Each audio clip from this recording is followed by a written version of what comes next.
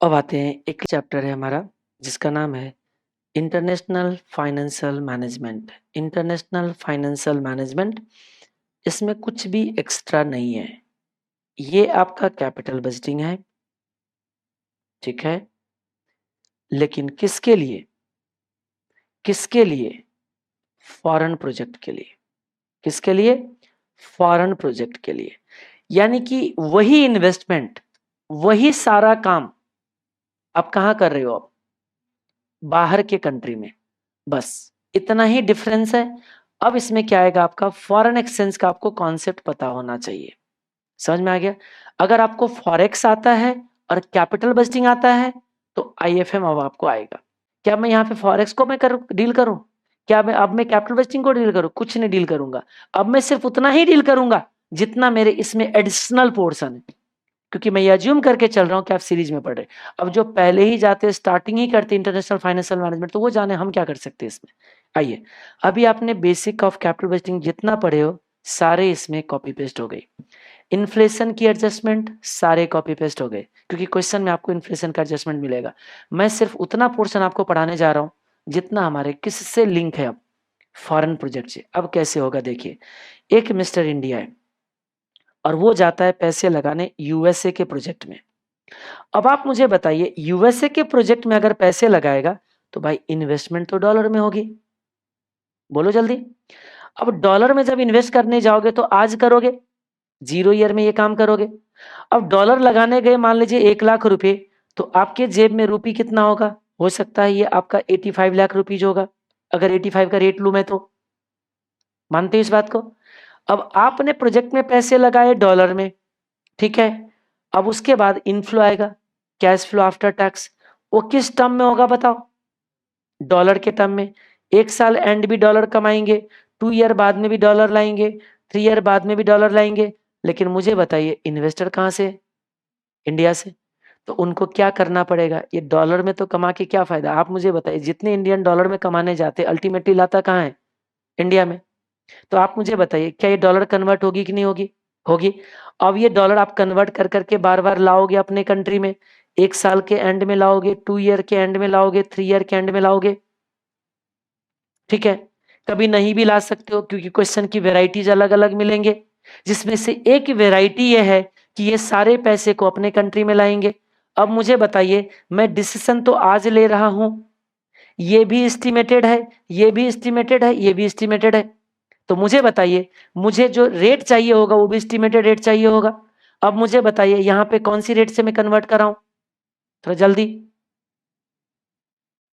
3 year बाद के rate से।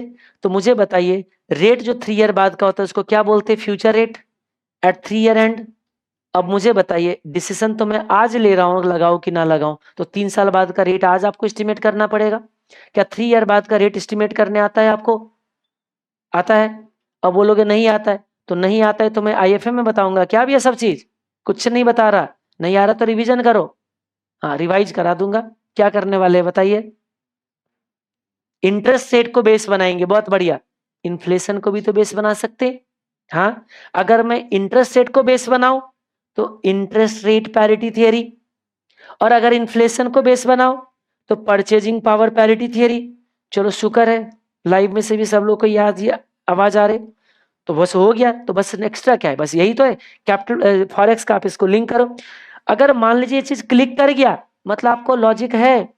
नहीं तो ये सब चीज कब क्लिक करता है? क्वेश्चन देख के। कुछ लोगों को क्वेश्चन देख के क्लिक करते हैं, कुछ लोगों को लॉजिक देख के, कॉन्सेप्ट क्या कर रही है हम उसके बेसिस पे रिकॉल हो जाता है। अगर आप लॉजिकली स्ट्रांग हो तो ये ऑटोमेटिक रिकॉल हो जाएगा। अरे 3 साल बाद का रेट तो मैं जो फोरकास्ट करूंगा, तो मुझे तो रेट तो चाहिए ना कुछ, तो मुझे इंटरेस्ट रेट चाहिए। अब इंटरेस्ट रेट एक कंट्री का है, दोनों कंट्री का? दोनों कंट्री का। और उसको बेस किसको बना के जाएंगे? स्पॉट रेट को। तो हम लेंगे स्पॉट रेट मल्टीप्लाई बाई क्या करेंगे बताओ? 1 प्लस दोनों कंट्री के इंटरेस्ट रेट का प्रोपोर्शन। आप मुझे बताइए, ऊपर किसका लेते हैं? मतलब जो प्राइस करेंसी है रुपी, और बेस करेंसी कहां जाएगा? नीचे। इससे, और ये आपका इन्फ्लेशन का रेट भी हो सकता है, इंटरेस्ट रेट भी हो सकता है। अगर इन्फ्लेशन लोगे purchasing power parity, interest rate लोगे आईआरपीटी। अब मुझे बताइए, ये रेट निकल गया, तो ऐसे ही आप लोग कसका निकालोगे 2 ईयर एंड का। ऐसे ही कब का निकालोगे? 1 ईयर एंड का। अब आप मुझे बताइए, क्या आपने रुपये में कन्वर्ट कर लिए? अब ये कब की कैश फ्लो है बताइए, आज की या फ्यूचर की? फ्यूचर की कैश फ्लो है। अब आप डिसीजन यहां से बैठ के ले रहे हो कि मुझे प्रोजेक्ट में पैसे लगाना चाहिए कि नहीं लगाना चाहिए, यही है ना? तो आप मुझे बताइए पैसे लगाना चाहिए कि नहीं लगाना चाहिए, तो इसका मतलब तो मुझे इस सब को प्रेजेंट में कन्वर्ट करके 85 से कंपेयर करना चाहिए। तो हमारा जो कैश फ्लो आएगा, फिर इसको हम लोग क्या करेंगे, पीवी में कन्वर्ट करेंगे, और फिर इस पीवी से इसको कंपेयर करके क्या करेंगे बताइए, एनपीवी निकालेंगे। और ये कभी कभी एनपीवी के ना होके पीआई भी बोल सकता है, कभी मॉडिफाइड इंटरनल रेट आईआरआर के बेसिस पे डिसीजन लेना पड़ सकता है। इसका मतलब जो कैपिटल बजटिंग में modified internal rate of return, modified NPV, NPV, payback period, discounted payback period, कुछ भी पूछ सकता है इसमें। समझ में आ गया बात? तो अब हमने एनपीवी निकाल दिया रुपये में, अगर ये एनपीवी पॉजिटिव है तो क्या करना चाहिए, लगाना चाहिए, नहीं तो फिर नहीं लगाना चाहिए। तो हो तो गए खत्म फॉरेन प्रोजेक्ट, और क्या करना था। लेकिन अब यहाँ पे एक और पंगे डाल देते हैं क्वेश्चन में, नहीं नहीं नहीं, मैं ना फॉरेन करेंसी अप्रोच से इवेल्युएट करूंगा। ये होम करेंसी अप्रोच था। क्यों था होम करेंसी अप्रोच? क्योंकि ये सारा चीज होम करेंसी में कैश फ्लो को आपने एनालाइज किया था, इसीलिए होम करेंसी अप्रोच से निकाला। ठीक है, अब क्या आता है फॉरेन करेंसी अप्रोच, कहते नहीं नहीं नहीं नहीं, ऐसे नहीं करते हम। आप एक काम करो, सारे कैलकुलेशन फॉरेन करेंसी में करो। इसका मतलब आप इसका पीवी जो निकालोगे ना, वो पीवी किस करेंसी में निकालो बताइए, डॉलर करेंसी में। आपकी जो प्रोजेक्ट में पैसे लगी थी ना, डॉलर 1 लाख लगी थी, इसका मतलब ये डॉलर आउटफ्लो भी आपको मालूम था, हम कहते हैं हाँ मालूम था। तो ये डॉलर का इनफ्लो और आउटफ्लो, इसके बेसिस पे आप एनपीवी निकालो, लेकिन वो एनपीवी पहले डॉलर में निकालो, और फिर लास्ट में जाके एक चीज बताइए, डॉलर में एनपीवी निकाल के क्या करूं, मैं चार डालू क्या? ये बंदे हैं कहां से, इंडिया में, तो अल्टीमेटली अपने कंट्री में पैसे लाएगा कि नहीं लाएगा? तो कहते बाद में ले आएंगे, पहले आप सारे इवैल्यूएशन डॉलर में कर लो, और लास्ट में इसको किस में कन्वर्ट कर लेंगे, रुपी में। तो अभी भी ये प्रेजेंट वैल्यू ही है, रुपी में ही है जो आपने निकाला था। समझ में आया? लेकिन दोनों का मेथड बस अलग है, एक में रुपी का कैश फ्लो यूज किया था, एक में डॉलर कैश फ्लो यूज हो रही, इसलिए इसको बोलते हैं फॉरेन करेंसी अप्रोच, इसको बोलते हैं होम करेंसी अप्रोच। लेकिन क्या मुझे बताइए, अप्रोच बदल देने से एनपीवी बदल जाना चाहिए क्या? नहीं बदलेगा, नहीं बदलेगा एनपीवी, एक्सचेंज रेट बदल जाएगा कह रहे। ओके, अच्छा मुझे बताइए, जब ये एनपीवी हम लोग रुपी में निकाल रहे होंगे, ये अगर हम लोग रुपी में निकाल रहे होंगे, तो कौन सी रेट यूज हो रहा होगा? याद रखना ये पीवी है, ये प्रेजेंट वैल्यू है, तो कौन सी रेट यूज होगा यहाँ पे? स्पॉट रेट, क्योंकि आज का रेट है। तो अब इनका ये मानना है कि ये अलग रेट यूज हुई फ्यूचर का, यहां रेट हुई है स्पॉट का, तो ये तो बदलना चाहिए। लेकिन आपके इंफॉर्मेशन के लिए, यहां भी तो ये रेट निकालने के लिए टाइम वैल्यू ही यूज किया गया था। आप मुझे बताइए, यहां ये निकालने के लिए दोनों कंट्री के इंटरेस्ट रेट यूज किए थे कि नहीं किए थे? बताइए। तो आपको क्या लगता है, डॉलर की जब कैश फ्लो डिस्काउंट हो रहा होगा, डॉलर की कैश फ्लो जब ये डिस्काउंट हो रहा होगा, तो इंडिया का इंटरेस्ट रेट यूज करके या डॉलर का इंटरेस्ट रेट यूज करके? कॉस्ट ऑफ प्रोजेक्ट, तो cost of project in terms of rupee अलग है, cost of project in terms of dollar अलग है। यही तो पढ़ना है अब आपको, यही तो मेन चीज है, यहीं पे जाके बच्चे फंसते हैं सारे। आप एक चीज बताओ, कोई कैश फ्लो हमारा डॉलर करेंसी में, तो डिस्काउंट रेट डॉलर की रिटर्न जाएगी। आप एक चीज बताओ, आप कहते हो कॉस्ट ऑफ कैपिटल प्रोजेक्ट की होती है, सोचना थोड़ा ध्यान से। हम लोग जो कॉस्ट ऑफ कैपिटल यानी कि जो रिक्वायर्ड रिटर्न निकालते, कॉस्ट ऑफ कैपिटल क्यों बोलते हो, रिक्वायर्ड रिटर्न वर्ड यूज करो, तो रिस्क को बेस बनाते, बनाते या नहीं बनाते? हम लोग यहाँ क्या कहते हैं बताइए, risk free plus risk premium, यही जाते हैं। आप मुझे बताइए, ये रिक्वायर्ड रिटर्न मैं ले रहा हूं रूपी करेंसी का, तो आपको पता है इंडिया का रिस्क फ्री लूंगा, इंडिया का ट्रेजरी बिल रेट लूंगा, 7% आएगा। और जब मैं रिक्वायर्ड रिटर्न निकाल रहा हूं उसी प्रोजेक्ट का, हाँ रिस्क प्रीमियम की बात अलग है, रिस्क प्रीमियम में बाद में बात करूंगा, पहले रिस्क फ्री पे आइए आप। सेम प्रोजेक्ट है, लेकिन उस प्रोजेक्ट की चाहत हम लोग किस करेंसी में इवेल्युएट कर रहे हैं, डॉलर करेंसी में। तो जब आप रिक्वायर रिटर्न डॉलर करेंसी में निकालोगे रिटर्न परसेंटेज टर्म में, तो आपका ये रिस्क फ्री रेट क्या बनेगा बताइए। फिर लेंगे क्या बताइए, रिस्क प्रीमियम। अब आप सोचो, ये जो रिस्क फ्री है, अब तो डॉलर करेंसी का तो यूएस का रिस्क फ्री लोगे, यूएस में ट्रेजरी बिल कितना चल रहा होगा, 7%। नो, वहां का तो ट्रेजरी बिल आपका 4% पे चल रहा होगा। इसका मतलब वहां की जो रिक्वायर रिटर्न होगी 4 प्लस रिस्क प्रीमियम होगा, यहां के require return 7 plus risk premium होगा। तो कहीं ना कहीं डिस्काउंट रेट दोनों करेंसी की क्या होती है बताइए, बदलती है। तो यहां तक तो कोई इशू नहीं है।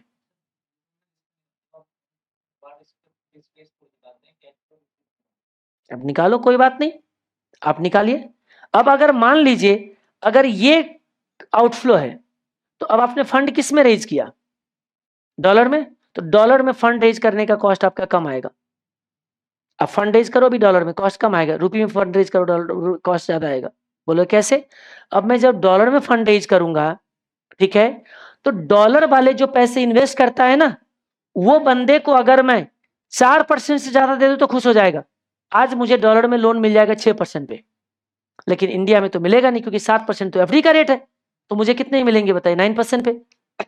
मतलब कॉस्ट ऑफ फंड WSCC भी डॉलर के टर्म में अलग है, रुपये के टर्म में अलग है।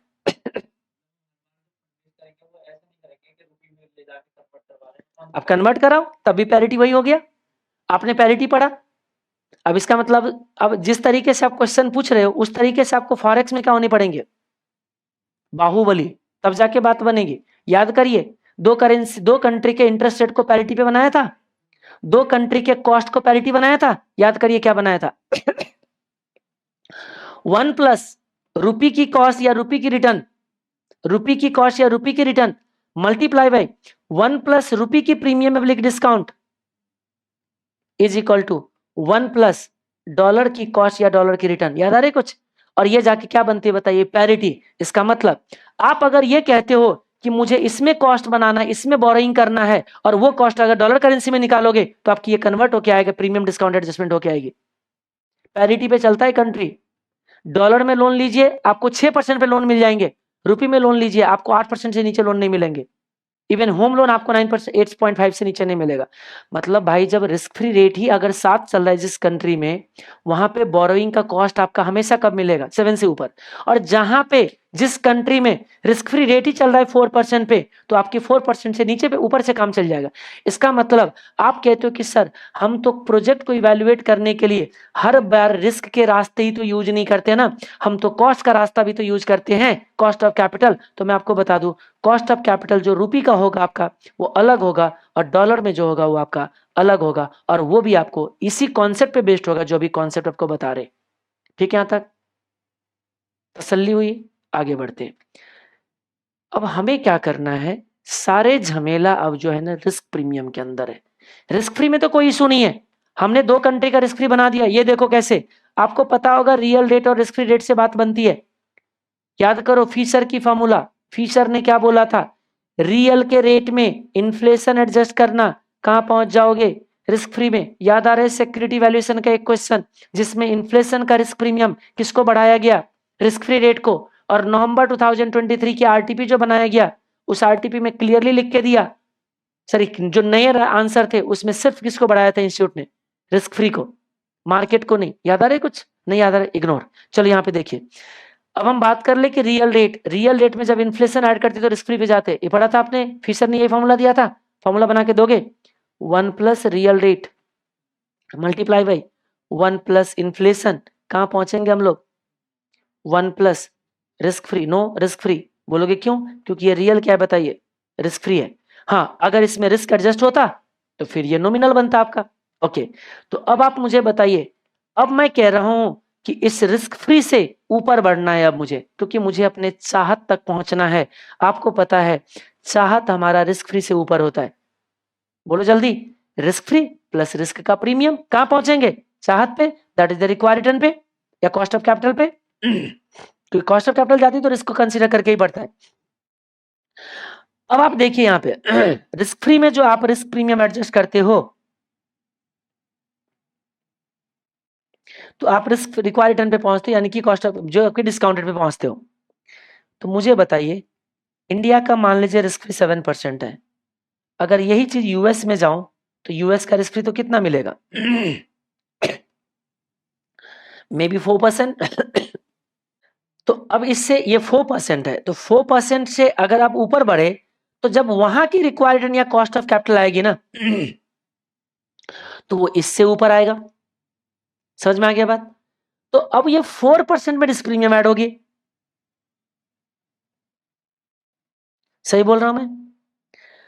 अब यहां क्या दिक्कत है, देखो जब हम लोग सीएपीएम यूज करते थे तो रिस्क फ्री में रिस्क प्रीमियम ऐड करते थे ना, तो ये रिस्क प्रीमियम निकालने के लिए कहीं ना कहीं बीटा यूज करते थे, है ना? यहां के रिस्क प्रीमियम की तरीका थोड़ा अलग है, हटके है। क्यों है मैं बता दूं आपको।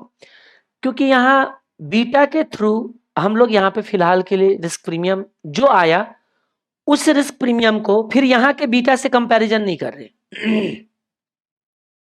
सीधा risk premium to risk premium compare कर रहे हैं।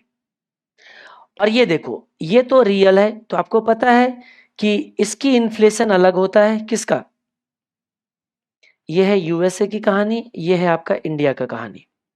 ठीक है, तो इंडिया में इन्फ्लेशन अलग होगा, यूएसए में इन्फ्लेशन अलग होगा, इसीलिए इसका रियल अलग होगा, इसका रियल अलग होगा। लेकिन एक चीज बता दूं, अगर क्वेश्चन साइलेंट हो तो ये रियल हर कंट्री का सेम होता है, ध्यान से रख लो दिमाग में।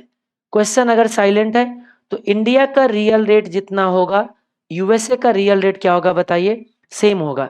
इसका मतलब तो सेम है, अगर दोनों रियल सेम है तो मुझे बताइए इन्फ्लेशन फिर रिस्क फ्री इसका कम क्यों है? क्योंकि इसका इन्फ्लेशन क्या होगा बताइए? कम होगा यूएस का। और ये तो आप पहले दिन से पढ़ते आ रहे हो, जिस कंट्री में इन्फ्लेशन कम होते हैं वहां पे इंटरेस्ट रेट क्या होता है? कम होता है। जिसमें इन्फ्लेशन ज्यादा होता है वहां पे इंटरेस्ट रेट क्या होता है? ज्यादा होता है। कहीं ना कहीं इंडिया का इन्फ्लेशन ज्यादा होगा इसलिए रिस्क फ्री रेट ज्यादा होगा, यहाँ का इन्फ्लेशन कम होगा इसलिए रिस्क फ्री रेट कम होगा। तो चलो अब क्या होता है क्वेश्चन के अंदर, इंडिया का डेटा दे देता है, यूएस के डेटा में पहुंचना पड़ता है, यूएस का डेटा दे देता है, इंडिया का डेटा में पहुंचना पड़ता है। क्योंकि आपको बोल देगा रूपी करेंसी अप्रोच यूज करो, मतलब आपको कैश फ्लो को रूपी में लाके एनपीवी रूपी में निकालना है, home currency approach. Cash flow को डॉलर में लेके डॉलर में एनपीवी निकाल के रूपी में कन्वर्ट करना है, तो ये आपका बजाएगा फॉरेन करेंसी अप्रोच। आपको पता है जो अप्रोच यूज कर रहे हैं वो डिस्काउंटेड जाएगा, यहाँ पूरे झमेला डिस्काउंट रेट की है। अगर इस दोनों अप्रोच के अंदर बच्चे कहीं मिस्टेक करता है तो मिस्टेक कहां करता है? डिस्काउंटेड में, बाकी कुछ है ही नहीं इसके अंदर। समझ में आ गया बात? ओके, यहाँ लाइव वाले का एक किसी का एक क्वेरी है कि इंडियन अप्रोच गलत है। इंडियन अप्रोच मत बोलो उसको, होम करेंसी अप्रोच बोलो, क्योंकि इंडियन पार्टी ही नहीं होगा, ये पार्टी आपका कहीं का भी हो सकता है, ये पार्टी आपका जापान का भी हो सकता है, ये यूरोप का भी हो सकता है। वो होम करेंसी अप्रोच बोला करो, रूपी इंडियन अप्रोच मत बोलिए। इनका कहना है कि ये फॉरेन जो इंडियन करेंसी अप्रोच है गलत लग रहा है, एज मैंने जो अर्न किया, ये जो अर्न किया वो फॉरेन करेंसी में है, तो कॉस्ट भी उसी करेंसी का होना चाहिए। मैं कह रहा हूं कि दोनों अप्रोच में एनपीवी सेम होगा, तो आपको एक सही और एक गलत लग रहा है। मुझे बात ही नहीं समझ आ रही कहना क्या चाह रहे हो। आप कह रहे हो कि मुझे डॉलर में इन्वेस्ट कर रहा हूं तो मेरा कॉस्ट डॉलर में होना चाहिए। अरे भाई डॉलर में तब होना चाहिए ना जब आप पीवी किस में निकाल रहे हो? डॉलर में। अब जब मैं सारा का सारा इवैल्यूएशन ही रुपी में कर रहा हूं तो क्या वो डॉलर का रेट रुपी में कन्वर्ट करके नहीं कर सकता? और जब दोनों पैरेलल है तभी तो दोनों से आंसर सेम आ रही है। पैरेलल क्यों है? आप कह रहे हो कि मैं डॉलर में कॉस्ट यूज करूंगा, मैं कहता हूं नहीं करता डॉलर में कॉस्ट यूज। मैं कौन सी कॉस्ट यूज करूंगा? मैं रुपी में कॉस्ट यूज करूंगा। मैं कह रहा हूं दोनों पैरिटी पे, क्योंकि हम जो इवैल्यूएशन कर रहे हैं वो इवैल्यूएशन मुझे पैरिटी पे करनी पड़ेगी। समझ में आया बात? क्यों पैरिटी पे करनी पड़ेगी? जब आप डॉलर में इवैल्यूएट कर रहे हो ना, तो आप डॉलर का रिक्वायर रिटर्न या कॉस्ट ऑफ कैपिटल ले रहे हो। जब मैं रूपी में ले रहा हूं ना, तो मैं रूपी का रिक्वायर रिटर्न या रूपी का कॉस्ट ले रहा हूं। आप बोलोगे नहीं नहीं मैं तो इसका लूंगा, अरे इसका लो या इसका लो कोई फर्क ही नहीं पड़ता। क्यों बताइए मुझे? क्योंकि पैरिटी पे हैं, उसी पैरिटी से निकाले हो आप। और जब इसी पैरिटी से निकाले हो, और आपको बता दूं जब ये कन्वर्ट भी किया था ना रुपये में तो पैरिटी पे किया था। और पैरिटी क्या होता है थोड़ा जार दिल से फील करो ना, पूरे के पूरे हाफ लेक्चर से एक लेक्चर लगा के देते हैं किसमें? सिर्फ पैरिटी में। क्यों, क्या कहना चाह रहा है, आप कहीं पे किसी रेट से इंटरेस्ट लीजिए, कहीं से कितने रेट पे लोन लीजिए, कोई फर्क ही नहीं पड़ता है। आज कोई एफडी करता है वहां 4% पे, कितने पे बताइए, कोई यूएस में इंसान 4% पे एफडी करता है और कोई इंडिया में 7% पे एफडी करता है, दोनों का रिटर्न सेम है। बोलोगे कैसे, भाई आप एक काम करो, इंडिया में एफडी कर लो और वापस लेके जाओ। आप क्या लेके जाओगे, आपके जेब में रुपी है, रुपी से डॉलर कन्वर्ट करना पड़ेगा, और ये जो कन्वर्जन के बाद जो आपको रेट मिलेगी ना, वो अल्टीमेटली आपको रिटर्न कितना देगा, 4। तो मुझे बताइए, मैं यहां इन्वेस्ट करूं यहां इन्वेस्ट करूं, क्या फर्क पड़ा। वैसे ही मैं इस रिक्वायर्ड रिटर्न को यूज करूं या इस रिक्वायर्ड रिटर्न, कोई फर्क ही नहीं पड़ता, एनपीवी सेम। बार बार मैं क्या कह रहा हूं, एनपीवी नहीं बदलेगा, क्योंकि आप ये भी एस्टिमेटेड ले रहे हो, आपके रिक्वायर्ड रिटर्न भी क्या रहा है बताइए, एस्टिमेटेड जा रहा है। वही तो बता रहा हूं आपको कि इसकी रिक्वायर्ड रिटर्न से इसकी रिक्वायर्ड रिटर्न की सफर कैसे तय करोगे, यही तो मैं बताने की कोशिश कर रहा हूं। आप फोकस तो करो ना। हाँ, यही तो कहानी है। आप क्या करो, मान लीजिए आपने 4% सीएपीएम यूज करा और सीएपीएम के बेसिस पे आपका यहां पहुंच गया। चलो मान लीजिए हमने सीएपीएम यूज किया, ठीक है, बीटा के बेसिस पे हमारा रिस्क प्रीमियम सपोज कीजिए मान लीजिए आ गया 6% का, ठीक है। तो 6% का रिस्क प्रीमियम आ गए, ये कितना परसेंट आ गया बताओ, 6 4 10, ठीक है। आपका रिक्वायर्ड रिटर्न कितना आ गया बताइए, 10% का, ठीक है। तो अब सुनना, आपने जो रिस्क प्रीमियम निकाला वो तो सीएपीएम यूज किया, क्योंकि होता भी यही है ना कि रिक्वायर्ड रिटर्न जब निकालने जाते हो तो रिक्वायर्ड रिटर्न आता है risk free plus risk premium. और रिस्क प्रीमियम कैसे निकाला आपने बताओ, beta multiply by R A minus R F. समझ में आ गया, ये 6% का रिस्क प्रीमियम आ गया। हमने क्या किया, यूएस में गए, हमने क्या देखा, यूएस में हमने अपना रिक्वायर्ड रिटर्न निकाला, ठीक है। तो हमने तो बोला रिस्क फ्री 4%, कितना जी 4%, और प्लस कितना कर दिया, beta multiply by R M minus R F 6%। एक तरीके से ये क्या हो गया बताइए, 10% का रिस्क प्रीमियम। अब ये जो रिस्क प्रीमियम आपने लिया था ना, वो आपका सीएपीएम वाला रिस्क प्रीमियम था। अगर इस रिस्क प्रीमियम से इसको एडजस्टमेंट करते हो तो थोड़ा सा दिक्कत आएगा, इसीलिए इसको यूज नहीं करेंगे यहाँ पे। सबसे पहली बात, ये वाले रिस्क प्रीमियम और ये वाले रिस्क प्रीमियम सेम जरूर होता है, लेकिन अमाउंट के टर्म में सेम नहीं होता है, प्रोपोर्शन के टर्म में सेम होता है। मैंने क्या बोला, इस रिस्क प्रीमियम ये रिस्क प्रीमियम सेम होता है। अब ये पहले समझिए क्यों होता है, इन्फ्लेशन दोनों कंट्री का अलग हो गया तो समझ में आ गया। अब हमें मेन चीज बात करना है पहले रिस्क प्रीमियम का।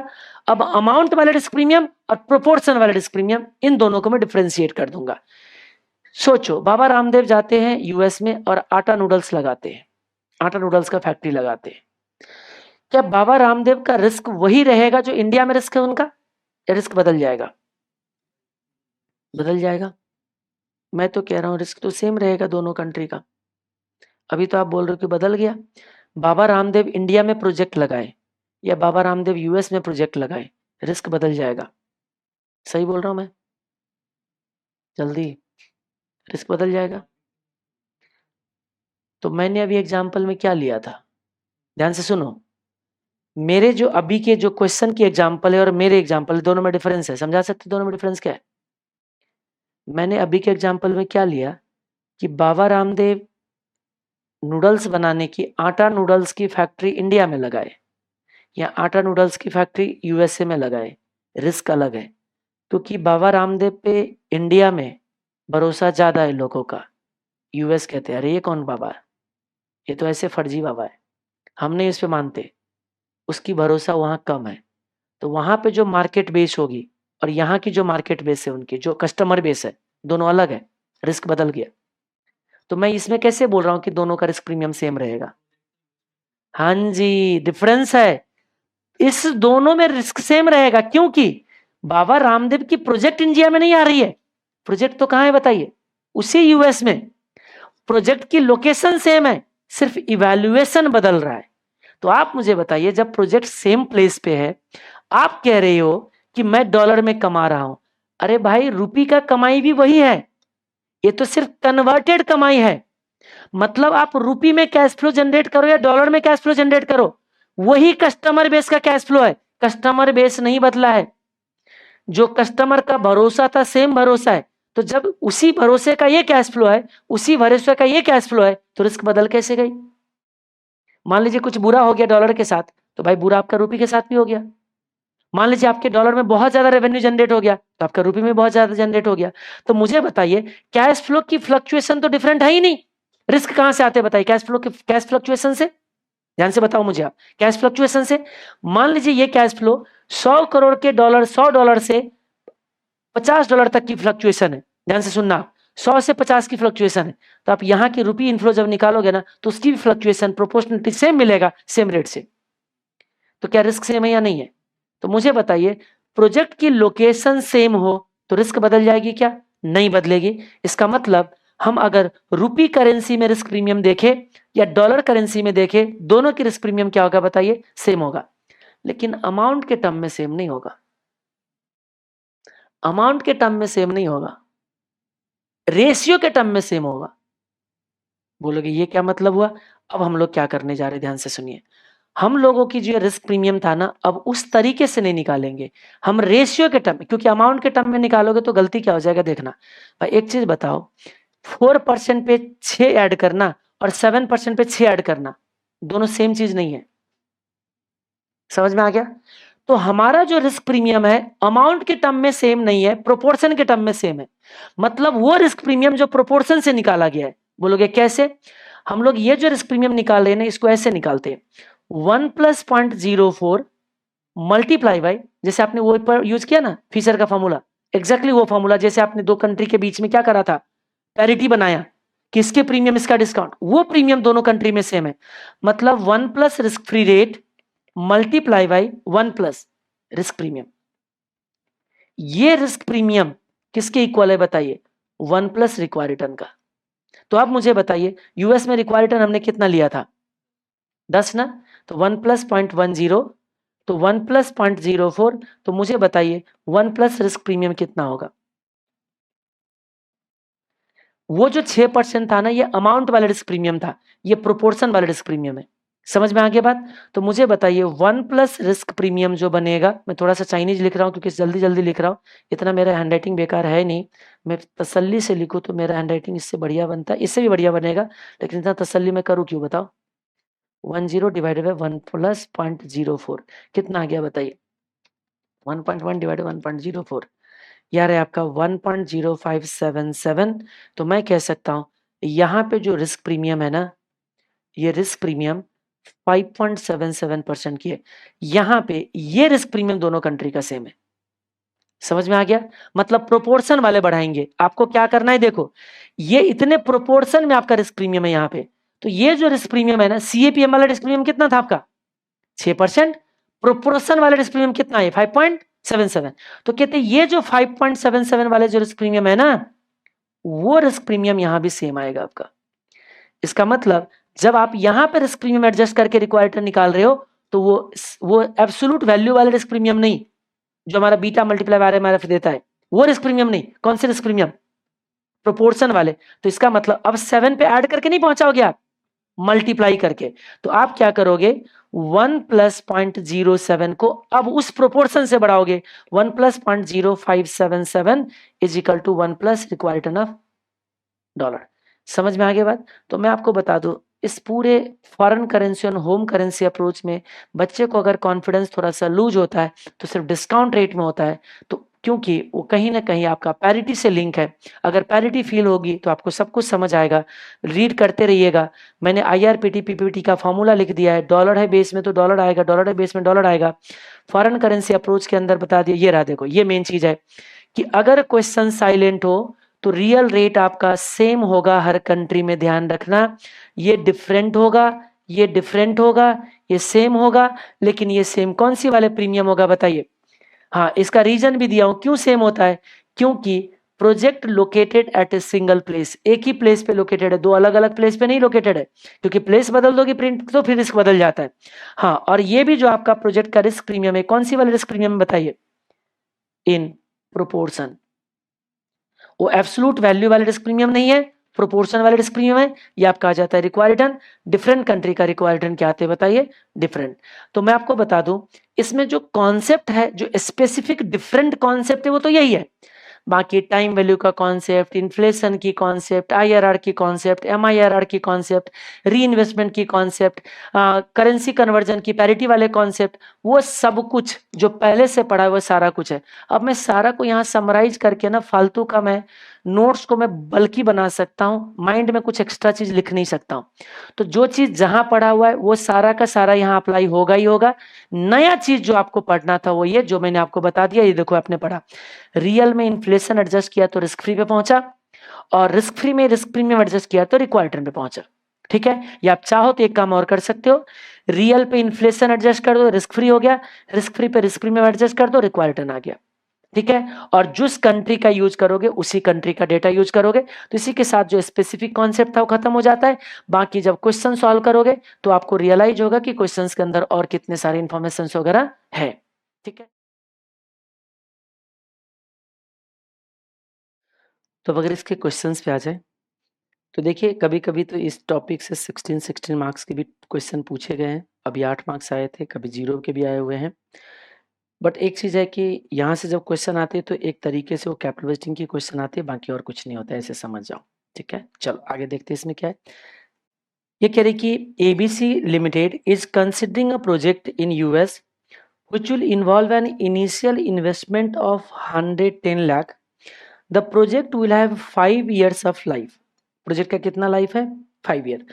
Current export exchange rate is 48, risk free rate in US is 8% and the India is 12%।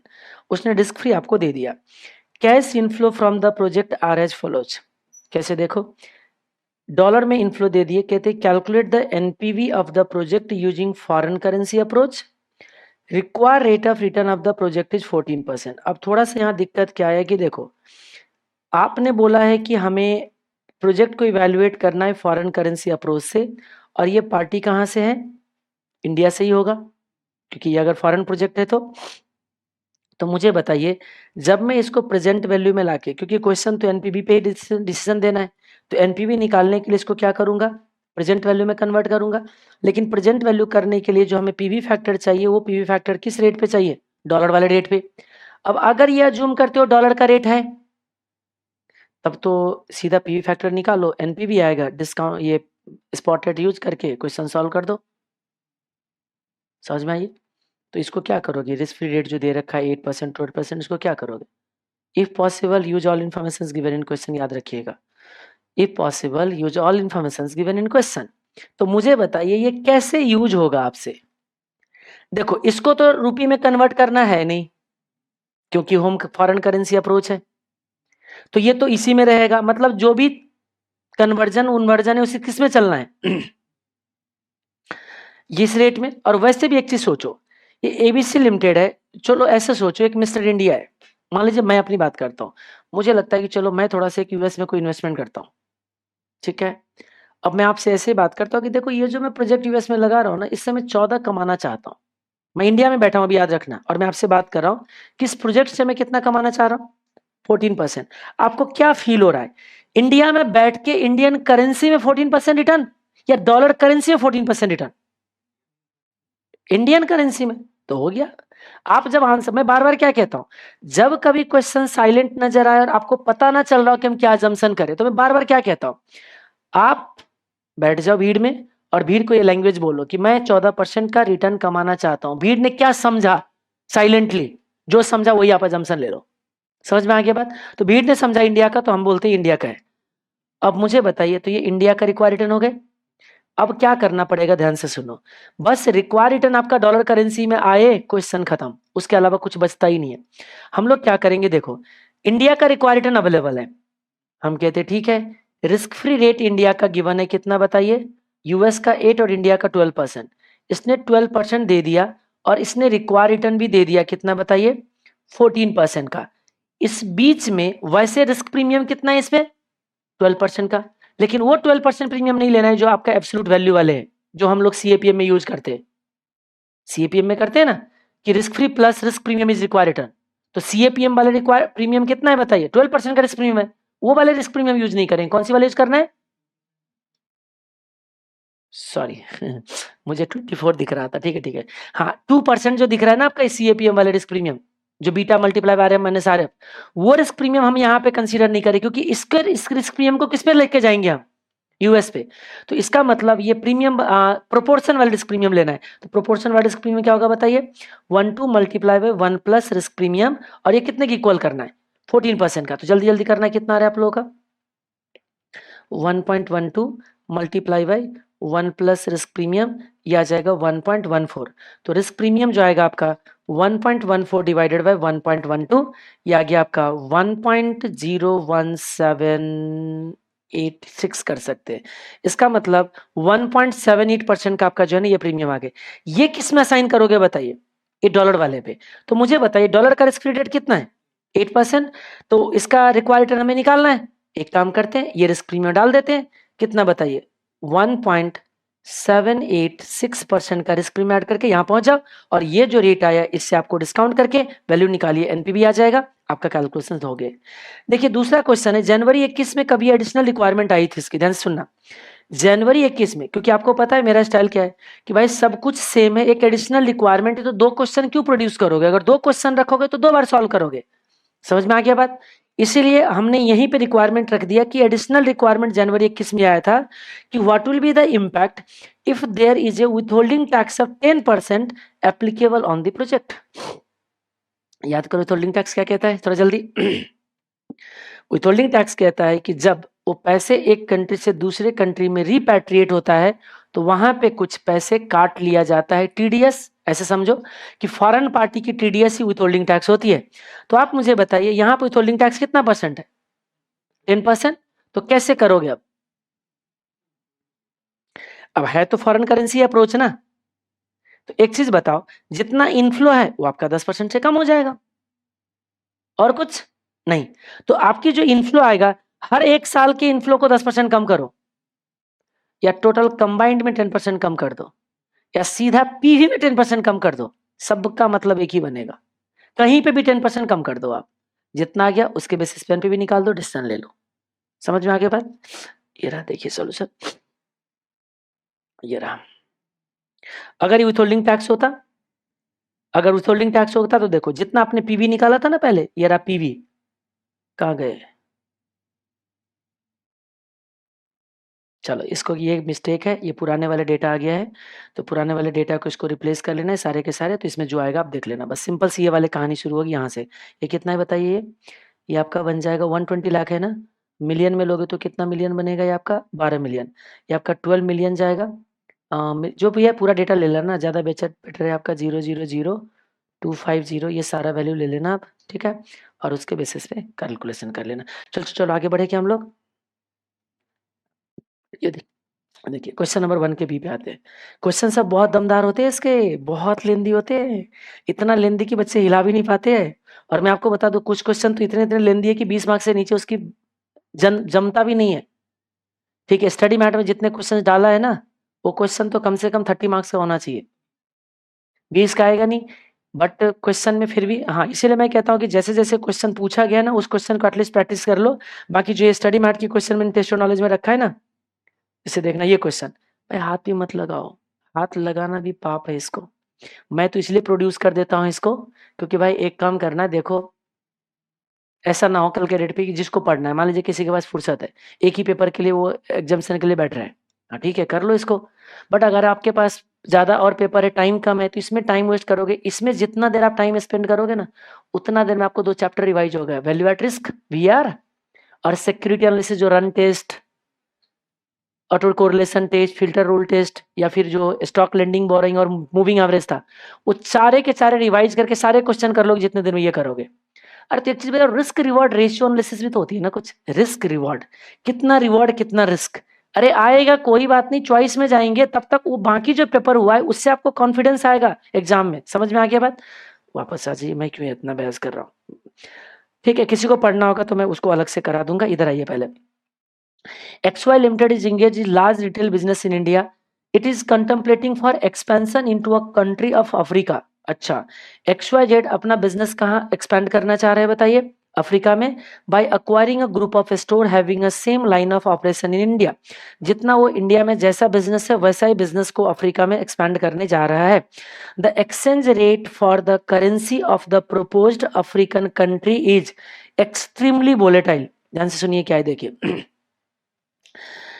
ये है आपका the exchange rate of the currency of the proposed African currency volatile in the extremely volatile rate of inflation is presently 40% in a year. क्या मतलब हुआ बताइए, कहाँ की, Africa में इतना ज्यादा, वाह। 40% की क्या है बताइए inflation. Inflation in India is currently 10%। शुक्र है थोड़ा सा तसल्ली मिला। कितना percent? 10%। Management of XY limited expects these rates likely to continue for the foreseeable future। Inflation था ना, अच्छा इन्फ्लेशन था। आगे देखिए, अब कह रहे कि एस्टिमेटेड प्रोजेक्टेड कैश फ्लोज, एक कैश फ्लो याद रखना, इसमें अर्निंग आफ्टर टैक्स में ऑलरेडी डेप्रिसिएशन क्या है, एडेड है। या फिर ये कह सकते हो कि आपकी जो ईवीडीटी है उसमें जो टैक्स माइनस करने के बाद ऑलरेडी टैक्स सेविंग ऐड करने के बाद ये दे रखा है, लेकिन ये इंडियन करेंसी में, ये अफ्रीकन रैंड में है। अच्छा कह रहे कि अच्छा ये रियल टर्म में है जी, estimated projected cash flow in real term, सुनना ध्यान से। अच्छा इस क्वेश्चन पे भी पीछे 2-3 बच्चों ने क्वेरी किया है कि सर ये क्वेश्चन और एक और क्वेश्चन है शायद सिमिलर है। हाँ जी, ये क्वेश्चन नंबर 1 का बी और 1 का सी ऑलमोस्ट सेम है, लेकिन इसमें भी इन्फ्लेशन दिया हुआ है। कुछ लोग बोलेंगे सर वो क्वेश्चन तो पहले कर ले, नहीं पहले मैं दोनों को कोरिलेट करूंगा तब जो करना है करना। इधर देखो, ये भी नेट कैश फ्लो दे रखा है, एक नेपलीज करेंसी में, एक इंडियन करेंसी में। जैसे यहाँ पे देखो, एक इंडियन करेंसी में, एक अफ्रीकन रैंड में, ये दे रखा है कैश फ्लो। यहाँ पे भी क्या इन्फ्लेशन का रेट दिया गया था, देखो इस क्वेश्चन में भी आपको इन्फ्लेशन का रेट दिया गया है। कहाँ गए कहाँ गए कहाँ गए, देखो inflation rate in Nepal and India. Nepal में 9%, इंडिया में कितना है बताइए 8%। क्या इसमें भी इन्फ्लेशन दे रखा है? और थोड़ा ध्यान से पढ़िएगा क्वेश्चन, मैं आपको बता दूं इसी का मॉडिफाइड वर्जन ये है, ठीक है। अभी पढ़ेंगे सब कुछ, डेटा सेम मिलेगा। Estimate of net Indian and rupee cash flow for the proposal is shown below. अब आप मुझे बताइए इसमें लिखा कुछ ये नॉमिनल है या रियल है? नहीं लिखा। इसमें क्या लिखा है बताइए, रियल। और तब भी बच्चे कंफ्यूज होता है कि सर आपने इसमें इन्फ्लेशन एडजस्ट किया, इसमें आपने इन्फ्लेशन एडजस्ट नहीं किया। अभी आप एडवांस कैपिटल बेस्ड इन्फ्लेशन पढ़ के आए हो, क्या बताया था मुझे बताइए। मैं लोगों को सीधा बोलता हूं कि मैं देखो पहला साल में इतना कमाऊंगा, दूसरा साल इतना कमाऊंगा, तीसरा साल इतना कमाता हूं, मैं साइलेंट हो जाता हूं। आपको क्या समझ आता है इन्फ्लेशन इंक्लूड है या नहीं है? है तो ये नॉमिनल ऑलरेडी है, इसमें क्यों इन्फ्लेशन एडजस्ट करूंगा मैं? बात समझ में आई? जब क्वेश्चन कुछ नहीं बोलता है तो मैं बार बार कहता हूं कि देखो क्वेश्चन के डेटा आपको इंटरप्रेट करके देखना है। ये ऑलरेडी नॉमिनल है, इसमें कोई इन्फ्लेशन एडजस्ट नहीं करनी है, इसमें इन्फ्लेशन एडजस्ट करना पड़ेगा आपको। समझ में आ गया? Real term India as well as Africa are there. और फिर अब कहते हैं कि XYZ assumes the year 3 nominal cash flow will continue to be earned each year indefinitely. ध्यान से रखना क्या बोल रहा है ये, थर्ड ईयर की जो नॉमिनल कैश फ्लो है, थर्ड ईयर की जो नॉमिनल कैश फ्लो है ये रियल है ना। पहले इसको क्या करेंगे बताइए, नॉमिनल में कन्वर्ट करेंगे और वो कैश फ्लो क्या होगा, कंटिन्यू होगा। अब यहाँ पे ना जाके थोड़ा सा कंफ्यूजन होता है। कंफ्यूजन क्यों होगा अभी थोड़ा देर बाद बताऊंगा, ठीक है। और ये इनडेफिनेटली जाएगा, मतलब इस प्रोजेक्ट का लाइफ कितना है, इनडेफिनेटली। तो आपको पता है वो 2 स्टेज डिस्काउंटिंग हो गया अब आपका। कैसे बताओ, थर्ड ईयर तक तो ये हो गया और फोर्थ ईयर ऑनवर्ड आपकी कैश फ्लो कौन सी आने वाला है बताइए। देखो 1 2 3 तो ये हो गया, फोर्थ ईयर ऑनवर्ड आपकी एक कांस्टेंट कैश फ्लो जाएगा, कांस्टेंट कंटिन्यू होगा सेम। तो जो कैश फ्लो आएगा ना वो इनडेफिनेट पीरियड की कैश फ्लो है। समझ में आ रही बात? तो मुझे बताइए इसको जब डिस्काउंट करते हैं तो क्या किया जाता है, याद आ रहा है? हम लोग ये फोर्थ ईयर का कैश फ्लो और इसको डिवाइडेड बाय क्या करेंगे, आर माइनस जी कहाँ है, ग्रोथ हो रहा है। क्लियरली बोला है कि जो थर्ड ईयर की नॉमिनल कैश फ्लो होगा वो कंटिन्यू करेगा। ये नहीं कह रहा है कि ये हमारा उसी रेट से इन्फ्लेशन से बढ़ते चले जाएंगे। हाँ अगर ऐसा होता तो इन्फ्लेशन रेट ही क्या बन जाता उसमें, ग्रोथ बन जाता। बिल्कुल सही बोल रहे हो, लेकिन बोला नहीं नहीं नहीं नहीं, ये जो हमारा थर्ड ईयर की जो नॉमिनल आएगा ना, वो चौथे साल से हमारा क्या होगा, इंडेफिनिटली कंटिन्यू होगा। समझ में आ गया? ईच ईयर इंडेफिनिटली, चौथे ईयर ऑनवर्ड हो जाएगा। याद रखना इसमें कोई ग्रोथ नहीं लेंगे, तो हम लोग इसको डिवाइड में क्या करेंगे, रिक्वायर रिटर्न। ओके, अब आगे बढ़िए क्वेश्चन में। It evaluates all investment using nominal cash flow, वो नहीं भी बोलता तो हम नॉमिनल ही लेके चलते, एंड नॉमिनल डिस्काउंट रेट। चलो थोड़ा सा तसल्ली से, ये रेट होगा इसमें। The present exchange rate is African rand 6 to ₹1। Rate दे दिया उसने ₹1 का, रैंड कितना है बताइए, 6। You are required to calculate the net present value of proposal of investment considering the following African rand cash flow are converted into rupee. मतलब ये जो है ना, इसको पहले रूपी में कन्वर्ट करोगे, है ना, and discount at risk adjusted rate. हाँ तो ठीक है, डिस्काउंट कर देंगे। अब यहाँ कहानी आई भाई डिस्काउंट रेट की, तुमने अभी तक तो डिस्काउंट रेट कहीं दिया ही नहीं है, कोई बात नहीं, आगे देखते। All cash flow for the project will be discounted at 20% to reflect the high risk, again risk adjusted at 20%। मतलब आपको जो यहाँ पर डिस्काउंट करनी है ना, ये वाले जो हमने डिस्काउंट रेट से डिवाइड किया था, वो कितने से डिस्काउंट करोगे बताइए, 20 से। और फिर जो एक एक साल की जो कैश फ्लो आएगा उसको पीवी में ले आओगे, और फिर उसके बाद आप उसको आउटफ्लो से माइनस करोगे। लेकिन एक चीज याद रखना, सारे के सारे कैलकुलेशन किस में जाने वाला है आपका, रूपी करेंसी में। इसका मतलब अफ्रीकन रैंड को रूपी में कन्वर्ट करना है। ये जो अफ्रीकन रैंड है, रूपी में कैसे कन्वर्ट करोगे बताइए, कौन सी रेट यूज करोगे, 1 ईयर बाद का, तो आपको कौन सी रेट चाहिए होगा, 1 ईयर बाद का फॉरवर्ड रेट। 1 ईयर बाद का फॉरवर्ड रेट कैसे निकालोगे, spot rate multiply by 1 plus inflation लेना है, परचेजिंग पावर पैरिटी। तो 1 प्लस इन्फ्लेशन रेट किसका लू बताइए, रैंड का या रूपी का, रैंड का या रूपी का। ये ला इन्फ्लेशन सामने लिखा हुआ इधर, अफ्रीका का 40%, इंडिया का 10%। तो 1 प्लस 0.10 करूं या 1 प्लस 0.40 करूं, बेस करेंसी कौन सी है, रुपी, तो बेस में कौन जाएगा, रुपी। ऐसे कैसे कर सकते हो मिस्टेक, हाँ जी। चलो ये मेरा, हाँ जी, 0.40 हो गए, सही है। क्योंकि ये देखो ना, बेस करेंसी तो रुपी है इसमें, क्योंकि पर यूनिट में बेस में, तो रुपी का रेट कहाँ जाएगा आपका, नीचे जाएगा।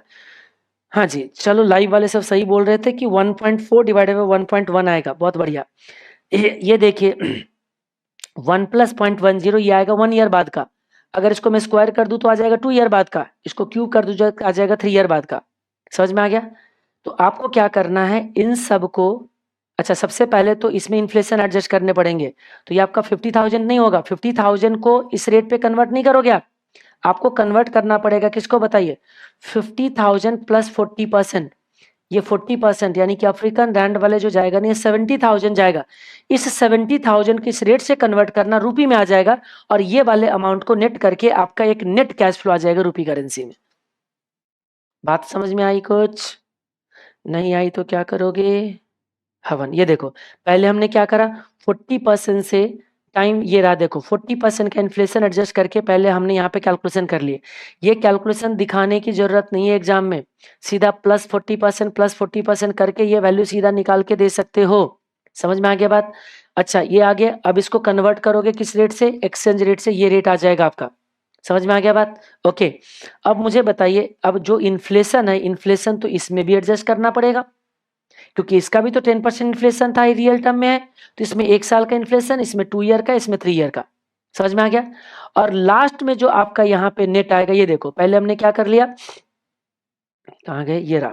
पहले हमने रूपी वाले कैश फ्लो में इन्फ्लेशन एडजस्ट कर दिए, और आगे अब क्या कर लिया, इसको हमने कन्वर्ट कर दिया। देखो इससे कन्वर्ट किया होगा, अब कन्वर्ट करते टाइम प्लस होगा, डिवाइड होगा, मल्टीप्लाई होगा, जानते रहना। अब हम दोनों को नेट करेंगे, कौन सी, 9167 और 1650 को। ये देखो 91667 और 15, ये आपका नेट आ गया। ये जो नेट कैश फ्लो है ना, ये आपका कंटिन्यू होगा चौथे साल से इंडेफिनिट पीरियड तक। इसको डिस्काउंट करना है, यहाँ का वैल्यू आ गया, एक एक करके पीवी में निकालना है, पीवी ऑफ इनफ्लो आ गए, अब एनपीवी निकाल दिया, खत्म। इतना आसान ये क्वेश्चन था, ठीक है। तो ये क्वेश्चन हो जाता है। ऐसे ही आपका अगला क्वेश्चन है, अगला क्वेश्चन भी जुड़वा भाई है, लेकिन जुड़वे भाई के अंदर थोड़ा सा इंफॉर्मेशन अलग है, आइएगा देखते हैं। अच्छा इसमें, हाँ इसमें MIRR निकलवा रहा है आपको, क्या निकलवा रहा है, modified internal rate of return, बाकी सब कुछ सेम है। हाँ उसमें उससे आसान है ये क्वेश्चन, क्योंकि उसमें इन्फ्लेशन भी एडजस्ट करना था, इसमें तो इन्फ्लेशन भी एडजस्ट नहीं करना है। ठीक है, चलिए देखिए, कह रहे कि XYZ limited a company based in India manufactures very high quality modern furniture होगा जी, ये मॉडर्न नहीं होगा, modern furniture and sells to a small number of retail outlet in India and Nepal. यानी कि ये एक वुड मैन्युफैक्चर करने वाले, सॉरी फर्नीचर बनाने वाले एक कंपनी है जो कि इंडिया एंड नेपाल में क्या करता है, फर्नीचर को बेचता है स्मॉल रिटेलर को। It is facing tough competition. Recent studies on marketability of product have clearly indicated that the customer is now more interested in variety and choice rather than exclusivity and the exceptional quality। लोगों को आज के rate पे quality नहीं चाहिए भाई, चकाचक दिखने वाले चाहिए, है ना जी। 100 घंटे में खत्म होना चाहिए, कैसे फैम, वो तो भाई बहुत महान है, जीनियस है सब। Since the cost of quality, जो 100 घंटे में सिर्फ हम खत्म करते होगा ना, उसको घर के पे पढ़ने में कितना टाइम लगता होगा, मैं इमेजिन करके हैरान हो जाता हूँ। क्योंकि 100 घंटे वाले का ही वही वीडियो देखा था, बिजनेस वैल्यूएशन की, बच्चे ने जो क्लिप भेजा था भाई, बिजनेस वैल्यूएशन में 50 फार्मूला। मैं तो हैरान हो गया भाई, क्या चल रहा है।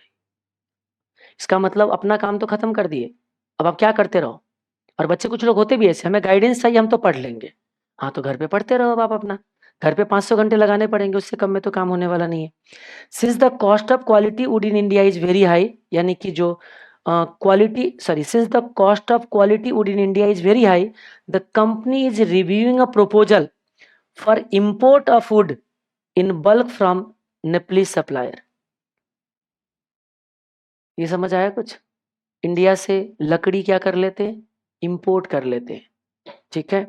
और वैसे भी इंडिया में, नेपाल में लकड़ी के लिए अभी तो बहुत सख्त रूल बना दिया इंडिया, नेपाल ने। सागवान समझते हो, सागवान, हम बचपन में स्कूल जाते थे ना, तो नदी पार करके स्कूल जाते थे, तो जब बाढ़ जो आती थी ना, तो बाढ़ जो आती थी तो उसमें सागवान की कुछ बीज वगैरह रह जाती थी, थोड़ा थोड़ा मिट्टी में, उसमें पेड़ निकल जाता था, तो छोटा सा निकला था, तो मैंने ऐसे ही लेके आए नदी से, और मैंने अपने जो आम की बगीचे उसमें बीच में डाल दिए, ठीक है। दो डाल दिए, एक इस तरफ एक उस तरफ, वो दोनों आज के डेट पे इतना बड़ा हो चुका है वो पेड़, सागवान की पेड़। मैंने पापा को बोला, पिछले बार गए थे तो इसको काट देते, ताकि आम को जो बगीचा था, तो आम इतना बड़ा हो गया कि आम के वो कर देता है, क्या कहते हैं, धूप नहीं पहुंचने देती, तो आम के पेड़ पे अगर धूप नहीं लगेगा ना आपको, तो फिर वो आम अच्छे से, आपको वो नहीं, धूप चाहिए चाहिए उसको, तो इसको कटवा देते हैं। कहते कैसे काटोगे, बोला क्यों, कहते रूल नहीं, नहीं काट सकते, जब तक ये गवर्नमेंट काट, मतलब मैंने बोला मेरा पर्सनल है, अपने जमीन पे तब भी नहीं काट सकते, नहीं रूल बना रखा है कि सागवान नहीं काट सकते आप, अभी आप काटो अभी जेल में जाने पड़ जाएंगे आपको, ऐसे रूल बना के बैठा है। तो मैंने बोला फिर, तो ये कहते गवर्नमेंट की प्रॉपर्टी है। हद है भाई, वो एक अकेला मेरे जो सागवान की जो पेड़ है ना, वो 15-20 लाख से ऊपर की हो मेरा, क्योंकि उसकी जो इतना महंगे लकड़ी है ना, वो 20 लाख से ऊपर की मेरे पेड़ है वो, कहते नहीं काट सकते, जेल में जाने पड़ेंगे। मैंने बोला कि ठीक है, कुछ ना कुछ तो जुगाड़ लगाऊंगा ये, ठीक है, लेकिन ऐसा तो है नहीं कि गवर्नमेंट को दूंगा। रूल बना रखा है, क्योंकि वहां पे क्या होती थी, ये जो लिखा हुआ है ना, ये परफेक्ट लिखा हुआ है कि नेपाल में जो, क्योंकि नेपाल की जो ज्यादा से ज्यादा एरिया है ना, उस सारे के सारे जंगल और पहाड़ से भरे हुए हैं, इसलिए नेचर वाइज नेपाल इतना धनी है ना, आप इमेजिन नहीं कर सकते हो। बट वो क्या है, पॉलिटिकल स्टेबिलिटी इतना बेकार है ना, कि खत्म हो चुका है, कुछ नहीं बचा हुआ है यहाँ पे। इतने अनपढ़ लोग वहां पे नेता है, वो माओवादी की जो लड़ाई झगड़ा हुई, उस लड़ाई झगड़ा के बाद तो और खत्म हो चुका है आज के डेट पे, ऐसे समझ जाओ। वो तो सिर्फ नेपाल चल रही इसीलिए क्योंकि मोर देन 70% फैमिली के लोग गल्फ कंट्री में, इधर उधर हर कंट्री में क्या कर रखा है, काम कर रहे, तो अपना बाहर के कंट्री से अपना इनकम लाते, तो कहीं ना कहीं उसकी जो जीडीपी वगैरह जो है उसी, क्योंकि बाहर से भी लाते तो जीडीपी में काउंट हो जाते हैं ना आपके, तो इसी से चल रहा है, अदरवाइज तो खत्म। तो शायद इसीलिए रूल बनाया होगा। तो इसीलिए इन्होंने रूल बनाया होगा वहां पे कि सागवान जंगल में तो सागवान बहुत ज्यादा है, और इतना महंगा लकड़ी है ना, इमेजिन नहीं कर सकते हो सागवान की लकड़ी, तो उसीलिए लोग क्या करते हैं, ये जो नेता वगैरह थे ना, ये सब कटिंग कर करके ये सप्लाई करते थे, स्मगलिंग करते थे इस वर्ड्स की। इसीलिए रूल बनाया उसकी कि सागवान कहीं पे तो काट ही नहीं सकते, कल के डेट पे ये नहीं बोल सकते कि मेरे जमीन पे, वहां पे, यहाँ पे। समझ में आ गया। तो मुझे लगता है इसका कुछ एक्सेप्शन होगा, मैंने उससे भी, इस पे मेरे को अभी मूड काटने का हुआ नहीं है, जैसे होगा तो मैंने सोचा है 2-4 है नेता वगैरह, तो उसके कुछ तो एक्सेप्शन होगा, पहले लीगल वो लेंगे, एडवाइस लेंगे, कुछ ना कुछ तो रेमेडी होगा उसके अंदर, उसको ढूंढ के फिर उसको कटिंग करेंगे। सर क्वेश्चन नंबर 1 में अफ्रीकन फ्लोज जो है उसमें थर्ड ईयर में ही फोर्थ टू इनडेफिनेटली वैल्यू को ऐड करते तो ज्यादा लॉजिकल है। आई वॉज ऑफलाइन समटाइम, क्यों ऑफलाइन हो जाते हो, मुझे कैसे पता होगा। थर्ड ईयर में ही fourth year to indefinite value, हाँ कर सकते हैं, बिल्कुल कर सकते हैं। किसी का कहना है कि सर ये कर लेते हैं ना, ये वैल्यू जो इसी को यहीं से कंटिन्यू कर देते, आंसर सेम आएगा, आंसर सेम आएगा, कोई दिक्कत नहीं है।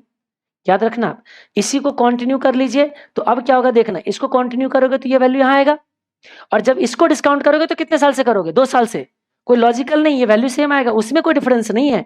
मैंने जो बोला था उस बच्चे के लिए वो कुछ और तरीके से निकाला था, ठीक है, उसकी वजह से मैं कह रहा हूं कि वैल्यू आपका अलग हुई थी। आइए आगे, हाँ कहाँ थे हम लोग, हाँ तो यही कह रहा है कि वुड हम कहाँ से इंपोर्ट करेंगे बताइए, नेपाल से। और अब देखो ये नेपलीज करेंसी में भी कुछ आपका इन्फ्लो दे रहा है और इंडियन करेंसी में कुछ इन्फ्लो दे रहा है। Following information is irrelevant, sorry relevant. XYZ limited evaluates all investment by using a discount rate of 9% per annum. जब उसने खुद बोल दिया कि हम ये डिस्काउंट रेट यूज करते हैं तो हमें दिमाग लगाना है क्या, नहीं नहीं लगाना है। All Nepalese customer are invoiced is NC. सबसे पहले तो जिसने क्वेश्चन बनाया ना उसे बेचारे को पता नहीं था एनसी का मतलब नेपलीज करेंसी, ये जो है ना एक इनफॉर्मली यूज करने वाले लैंग्वेज है। इनफॉर्मली यूज होता है एनसीआईसी, जैसे बचपन से हम लोग यूज करते थे आईसी एनसी। आईसी मतलब इंडियन करेंसी, एनसी मतलब नेपलीज करेंसी। ये ऑफिशियली कभी यूज नहीं कर सकते हो आप, तो एटलीस्ट ऑफिशियल लैंग्वेज में तो एनसी वर्ड यूज नहीं करता, उसको क्या यूज करना चाहिए था, एनपीआर यूज करना चाहिए था। चलो कोई बात नहीं, इससे हमारे क्वेश्चन के सॉल्यूशन में थोड़ा ना फर्क पड़ता है। तो ये कह रहा है कि देखिए ये आपको सारे के सारे कस्टमर को इनवॉइस किस में बनाता है, एनसी में। इसका मतलब ये जो एनसी वाले हैं ना इसको कन्वर्ट करना पड़ेगा, आप किसमें बताइए, रूपी में। NC cash flow are converted into rupee, जैसे पहले किया था ना आपने, अफ्रीकन रैंड को रूपी में कन्वर्ट किया था, वैसे रूपी में कन्वर्ट करोगे at the forward rate and discount at the Indian rate. Forward rate पे कन्वर्ट करके लेके जाओगे एनसी को किस में, रूपी में, और डिस्काउंट करोगे इंडियन रेट पे। तो एक चीज बताओ, जब रूपी करेंसी में कन्वर्ट हो गया तो डिस्काउंट इंडियन रेट पे ही तो होगा ना। अच्छा, इन्फ्लेशन रेट दोनों का दे दिया। The current exchange rate is 1 rupee is equal to NC 1.6। Perfect exchange rate दिया, यही एक्सचेंज रेट चल रहा है बचपन से, जब से थोड़ा बहुत जो कुछ पता है हम लोगों का तब से यही रेट चल रहा है दोनों करेंसी का। आप मुझे बताइए दोनों करेंसी का एक्सचेंज रेट क्यों नहीं फ्लक्चुएट हो रहा है, क्योंकि ये दोनों सेंट्रल बैंक ने फिक्स कर रखा है, फिक्स रेट पॉलिसी चलता है दोनों सेंट्रल बैंक के बीच में, आरबीआई और नेपाल सेंट्रल बैंक के बीच में, राष्ट्र बैंक के बीच में फिक्स रेट पॉलिसी चलता है। फिक्स रेट पॉलिसी का मतलब इसमें कोई डिमांड सप्लाई नहीं आएगी, बैंक में आइए, ये रेट फिक्स कर रखा है, यही रेट सप्लाई होगा। डॉलर से आर्बिट्रेज दोनों एग्जैक्टली सेम चलेगा आपका, जब इंडियन रुपी का डॉलर में लो और नेपलीज रुपीज का डॉलर एग्जैक्टली सेम रेट आएगा आपका, कुछ भी डिफरेंस नहीं मिलेगा आपको। इन्फ्लेशन, हाँ दोनों की इकोनॉमी ऑलमोस्ट पैरेलल चलती है, इंडियन इकोनॉमी और नेपाल की सब कुछ पैरेलल ही चलता है। यहाँ पे जितना एफडी का रेट मिलेगा आपको एग्जैक्टली एफडी का रेट वही मिलेगा, जितना इन्फ्लेशन यहाँ मिलेगा वहीं चलेगा। ऐसे समझ जाओ ना, इसका प्रतिबिंब है कौन सी, क्योंकि सारे के सारे सामान जो है ना वहाँ के यहीं से जाते हैं, कहाँ से, इंडिया से। सारे के सारे जो कंज्यूमेबल सामान से सारे इंडिया से ही जाते हैं, इसलिए जो प्राइस यहाँ पे वही प्राइस कहाँ है, वहाँ है। इसका मतलब ऑलमोस्ट इन्फ्लेशन क्या हो गया आपके लिए, सेम हो गया। तो इन्फ्लेशन सेम है तो इंटरेस्ट रेट भी क्या मिलेगा आपको, सेम मिलेगा, सब कुछ सेम चलता है। Assuming that you are a finance manager of XYZ Limited, calculate the NPV and modified internal rate of return। कुछ भी नहीं है इसमें, मुझे कुछ बताने लायक नहीं है। एनपीवी निकालिए, MIRR का मैं बताता हूँ कैसे करते हैं। MIRR बताइए, जो आपका कैश इनफ्लो आता है उसको हम लोगों को री इन्वेस्ट करना पड़ेगा। कितने रेट पे री इन्वेस्ट करोगे बताइए, देखो बोल रखा है आपको MIRR बताओ। अब मुझे री इन्वेस्टमेंट रेट उसने नहीं दिया है, तो हम लोग क्या अज्यूम कर लेते हैं कि जो कॉस्ट ऑफ कैपिटल चल रहा होगा वो कॉस्ट ऑफ कैपिटल, क्योंकि कॉस्ट ऑफ कैपिटल दे रखा था ना। आप मुझे बताओ री इन्वेस्ट कहाँ करोगे, इंडिया में, बोलो। और इंडिया डिस्काउंट रेट कितना दे रखा था, 9%। तो 9% पे आपको रीइन्वेस्ट कर देना है। रीइन्वेस्टमेंट करने के बाद फ्यूचर वैल्यू आ गए, प्रेजेंट वैल्यू आपको मालूम था, तो ये देखो ये और इस वैल्यू को यूज करके, इसको और इसको यूज करके आप रिटर्न निकालोगे। वो रिटर्न क्या हो जाएगा हमारे लिए, MIRR, refer bond valuation modified YATM concept, जहां पे हमने MIRR बता रखा था। वैसे वहां क्यों रेफर करना, हमने इसमें बता रखा था, किस पे, एडवांस कैपिटल बजटिंग के अंदर। चलो ये भी क्वेश्चन आसान था। ये क्वेश्चन में तो खैर होम करेंसी अप्रोच और फॉरेन करेंसी अप्रोच कुछ भी नहीं है, बहुत आसान क्वेश्चन है। इसमें एक सॉफ्टवेयर डेवलप करने आता है कि यूएस का कंपनी कहाँ पे सॉफ्टवेयर डेवलप करने आता है, इंडिया में। in India. Software developed at the Indian units will be bought back by US parent at a transfer price of $100 million. हाँ जी, ये ट्रांसफर प्राइस वाले जो कहानी है ना, ये थोड़ा सा नया है आपके लिए। आपने इनकम टैक्स में पढ़ा होगा ट्रांसफर प्राइस क्या होता है बताइए। जब अपनों के बीच में ट्रांजेक्शन होते यानी कि रिलेटेड पार्टी के बीच में, तो वहां पे फीलिंग्स आ जाते हैं और हम उनको सस्ते में सामान बेच देते हैं। ठीक है, यही रिलेटेड पार्टी अगर दो कंट्री के बीच में हो जाए तो इसको एसोसिएट पर्सन बोला था हमारे टाइम पे। इनकम टैक्स में तो एसोसिएट पर्सन बोलते थे, आज क्या बोलता है? एसोसिएट एंटरप्राइज बोलते, वही एसोसिएट एंटरप्राइजेस, जिसमें बहुत सारे रूल्स हुआ करते थे। 5 कंडीशन थे शायद, उस 5 कंडीशन को अगर से आज कितना है, वो कंडीशन अगर सेटिस्फाई हो गए तो एसोसिएट पर्सन हो गए, मतलब अपना है। और जब अपनों के बीच में ट्रांजेक्शन होता है, कहते हैं आपके प्राइस नहीं आएंगे, आर्म लेंथ प्राइस आएंगे। और आर्म लेंथ प्राइस मतलब फेयर प्राइस। अब सोचो, एक यूएस का कंपनी कहाँ आया बताइए? इंडिया में, है ना? क्या करने आ रहा है? सॉफ्टवेयर बनाने आ रहा है, क्योंकि यहाँ पे एम्प्लॉय उसको सस्ता मिलेगा, तो सस्ते रेट में सर बन के चला जाएगा। तो आप मुझे बताओ, मान लीजिए इसको डेवलप करने का कॉस्ट आता है, देखो क्या बोला है, एक यूएस की कंपनी है, सॉफ्टवेयर डेवलपमेंट यूनिट्स बिठा रहा है, और जो सॉफ्टवेयर डेवलप होगी ना इंडिया में, वो खरीद लेगा यूएस पेरेंट $10 मिलियन पे। चलो मान लीजिए ये अगर ट्रांसफर प्राइस की रिस्ट्रिक्शंस नहीं होते, अगर ये लॉ में लिखा हुआ है, अगर ये लॉ में नहीं लिखा होता तो क्या करता मैं बताता हूँ। देखो, इंडिया में आया बनाने, मान लीजिए एम्प्लॉय को पेमेंट करने के लिए 4 मिलियन का कॉस्ट आया। कितने मिलियन का? 4 मिलियन का। तो ये क्या करता पता है, 4 मिलियन पे कर देते, सारे एम्प्लॉय को पेमेंट हो गया और ये सॉफ्टवेयर लेके चला गया। ठीक है, आप मुझे बताइए इसको डेवलपमेंट कॉस्ट कितना आता? 4 मिलियन, काम खत्म। इंडियन गवर्नमेंट कहते हैं भाई हमें कब क्या मिला, इंडिया में जाओ, हमारे इंडिया में आके तुम सॉफ्टवेयर बना के चले गए और हमें कुछ दिया ही नहीं। हमें भी तो अपनी काम करनी है, कार्यकर्ता इतने जो घूमते हैं उसको खिलाने नहीं पड़ेंगे हमें? हाँ जी, तो उसको कार्यकर्ता अगर को खिलाना है तो उसके लिए भी तो पैसे चाहिए। हम बोलते भाई हम तो टैक्स देंगे, तो कहते हो टैक्स को ही तो यूज करेंगे। तो टैक्स कैसे यूज कर लोगे? तो टैक्स को तो पब्लिक वेलफेयर के लिए यूज करना पड़ेगा। कोई बात नहीं, किसी दूसरे रास्ते से ले लेंगे। लेके क्या करना है हमें बताइए? बांटना है, खर्चे करना है। तो हमें कहाँ दिया? हमने तो दिया ही नहीं। आपने कहते रुको रुको रुको रुको, ये नहीं चलने वाला। कौन सी? तुम्हारे प्राइस नहीं चलने वाला कि 4 मिलियन दे दो और लेके चले जाओ। कहते रुको, अगर ये सॉफ्टवेयर किसी और को बेचते तो कितने में बेचते? फेयर प्राइस बताओ पहले। वो फेयर प्राइस आपको प्राइस इसका डिसाइड किया जाएगा, यानी कि वही फेयर प्राइस को जब कोई अपनों के बीच में ट्रांजैक्शन होता है तो जो फेयर प्राइस डिसाइड होता है, दैट फेयर प्राइस या that arm length price is transfer price. ठीक है, तो कहते नहीं नहीं ऐसे नहीं चलेगा आपका। सॉफ्टवेयर तो तुम लेके जाओ, लेकिन ये सामान का सेल वैल्यू कितना माना जाएगा बताइए, जल्दी बताओ। सेल वैल्यू माना जाएगा 10 मिलियन। तो अब देखो, 10 million sale value, 4 million cost, कितने का प्रॉफिट हुआ बताइए? 6 मिलियन। गवर्नमेंट कहते हैं 6 मिलियन का टैक्स दो मुझे। तो देखो, 6 गवर्नमेंट को खर्चा मिल गई ना। अब वो कार्यकर्ताओं को पिलाएगा दारू सारू, है ना जी। आगे देखिए, the units will remain in existence in India for 1 year. ये 1 साल के लिए रहेगा। The software is expected to get developed within that time frame. The US based company will be subject to corporate tax of 30% and withholding tax of 10%। अच्छा, इतना ही नहीं। अच्छा, ये जो हमने बताया है डॉलर, ये तो डॉलर टर्म में था। जब इंडिया में प्रॉफिट निकालेगा तो डॉलर में नहीं निकालेगा, वो तो किस में निकालेगा? रुपी में। एक काम करो, सेल प्राइस मान लो आप रुपी में, बताइए सेल प्राइस कितना हो जाएगा इसका? सेल कितना हो जाएगा आप मुझे बताइए। $10 मिलियन का सेल प्राइस है और यहाँ पे रेट दे रखा है 48 का, तो 10 मल्टीप्लाई बाई 48, क्या मैं कह सकता हूँ 480? जल्दी बोलो। 480 मिलियन का सेल वैल्यू आ गया। अब इसमें से क्या माइनस करना पड़ेगा? Development cost. बोलो। अब डेवलपमेंट कॉस्ट क्वेश्चन में यहाँ पे ये सब दे रखा है। ठीक है, मान लीजिए कुछ भी आता है, 1 मिनट के लिए मैं अज्यूम करता हूँ डेवलपमेंट कॉस्ट आ गई कुछ, मान लो 200 का। ये अज्यूम्ड, याद रखना, ये मत बोलना कि ये कहाँ से आ गया।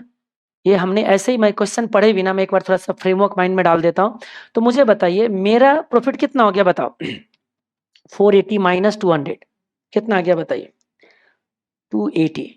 इसका मतलब क्या हो गया? 280 जो हमारा ये क्या बन गया? प्रॉफिट। गवर्नमेंट क्या कह रहा है कि रुको, ये प्रॉफिट पे मुझे टैक्स दे दो। कितना परसेंट? 30%। इसमें से चलो 30% दे दिया। अब कितना बचा बताइए? आफ्टर 30% जो है ना, इसमें से बच जाता है 196।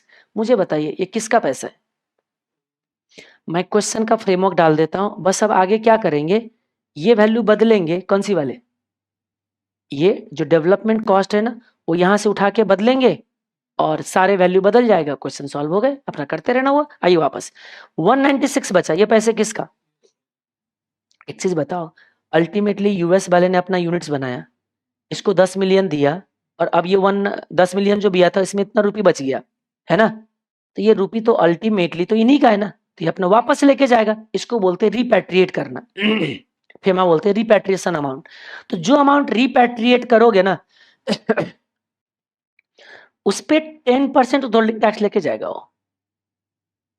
इसका मतलब इसका 10% फिर से गवर्नमेंट रख लेगा, ठीक है। अब ये जो टीडीएस काटा गया है उसको बेनिफिट वहां यूएस में मिलेगा नहीं मिलेगा, वो अब डिपेंड करता है डीटी डबल ए पे। DT double A double taxation avoidance agreement जो दो कंट्री के बीच में, अब वो बताएगा कि देखो डबल टैक्सेशन हो गया कैसे भाई, तुमने टीडीएस जो काटा है, फिर अब ये तो टैक्स लिया, वो तो कुछ की वो कोई बात ही नहीं, वो तो इस यूनिट से लिया था इससे, लेकिन जो टीडीएस काटो तो उसके इनकम पे काटा है ना आपने, तो वो जब अपनी इनकम अपने कंट्री में रिटर्न फाइल करेगा तो उसको क्रेडिट मिलेगा नहीं मिलेगा वो अलग कहानी है, वो यहाँ से हमें कोई लेना देना नहीं, ठीक है। आगे पढ़िए, इन India and will not be, ये रहा लिख भी दिया लो, कह रहे हैं कि ये जो टीडीएस कटेगी ना यहाँ पे, उसके लिए वो वहां पे एलिजिबल नहीं है टैक्स क्रेडिट के लिए, यानी कि डीटी डबल ए उसको वो नहीं करता, अलाउ नहीं करता कि यहाँ पे टीडीएस तुम वहां पे माइनस कर लोगे आप। समझ में आ गया बात?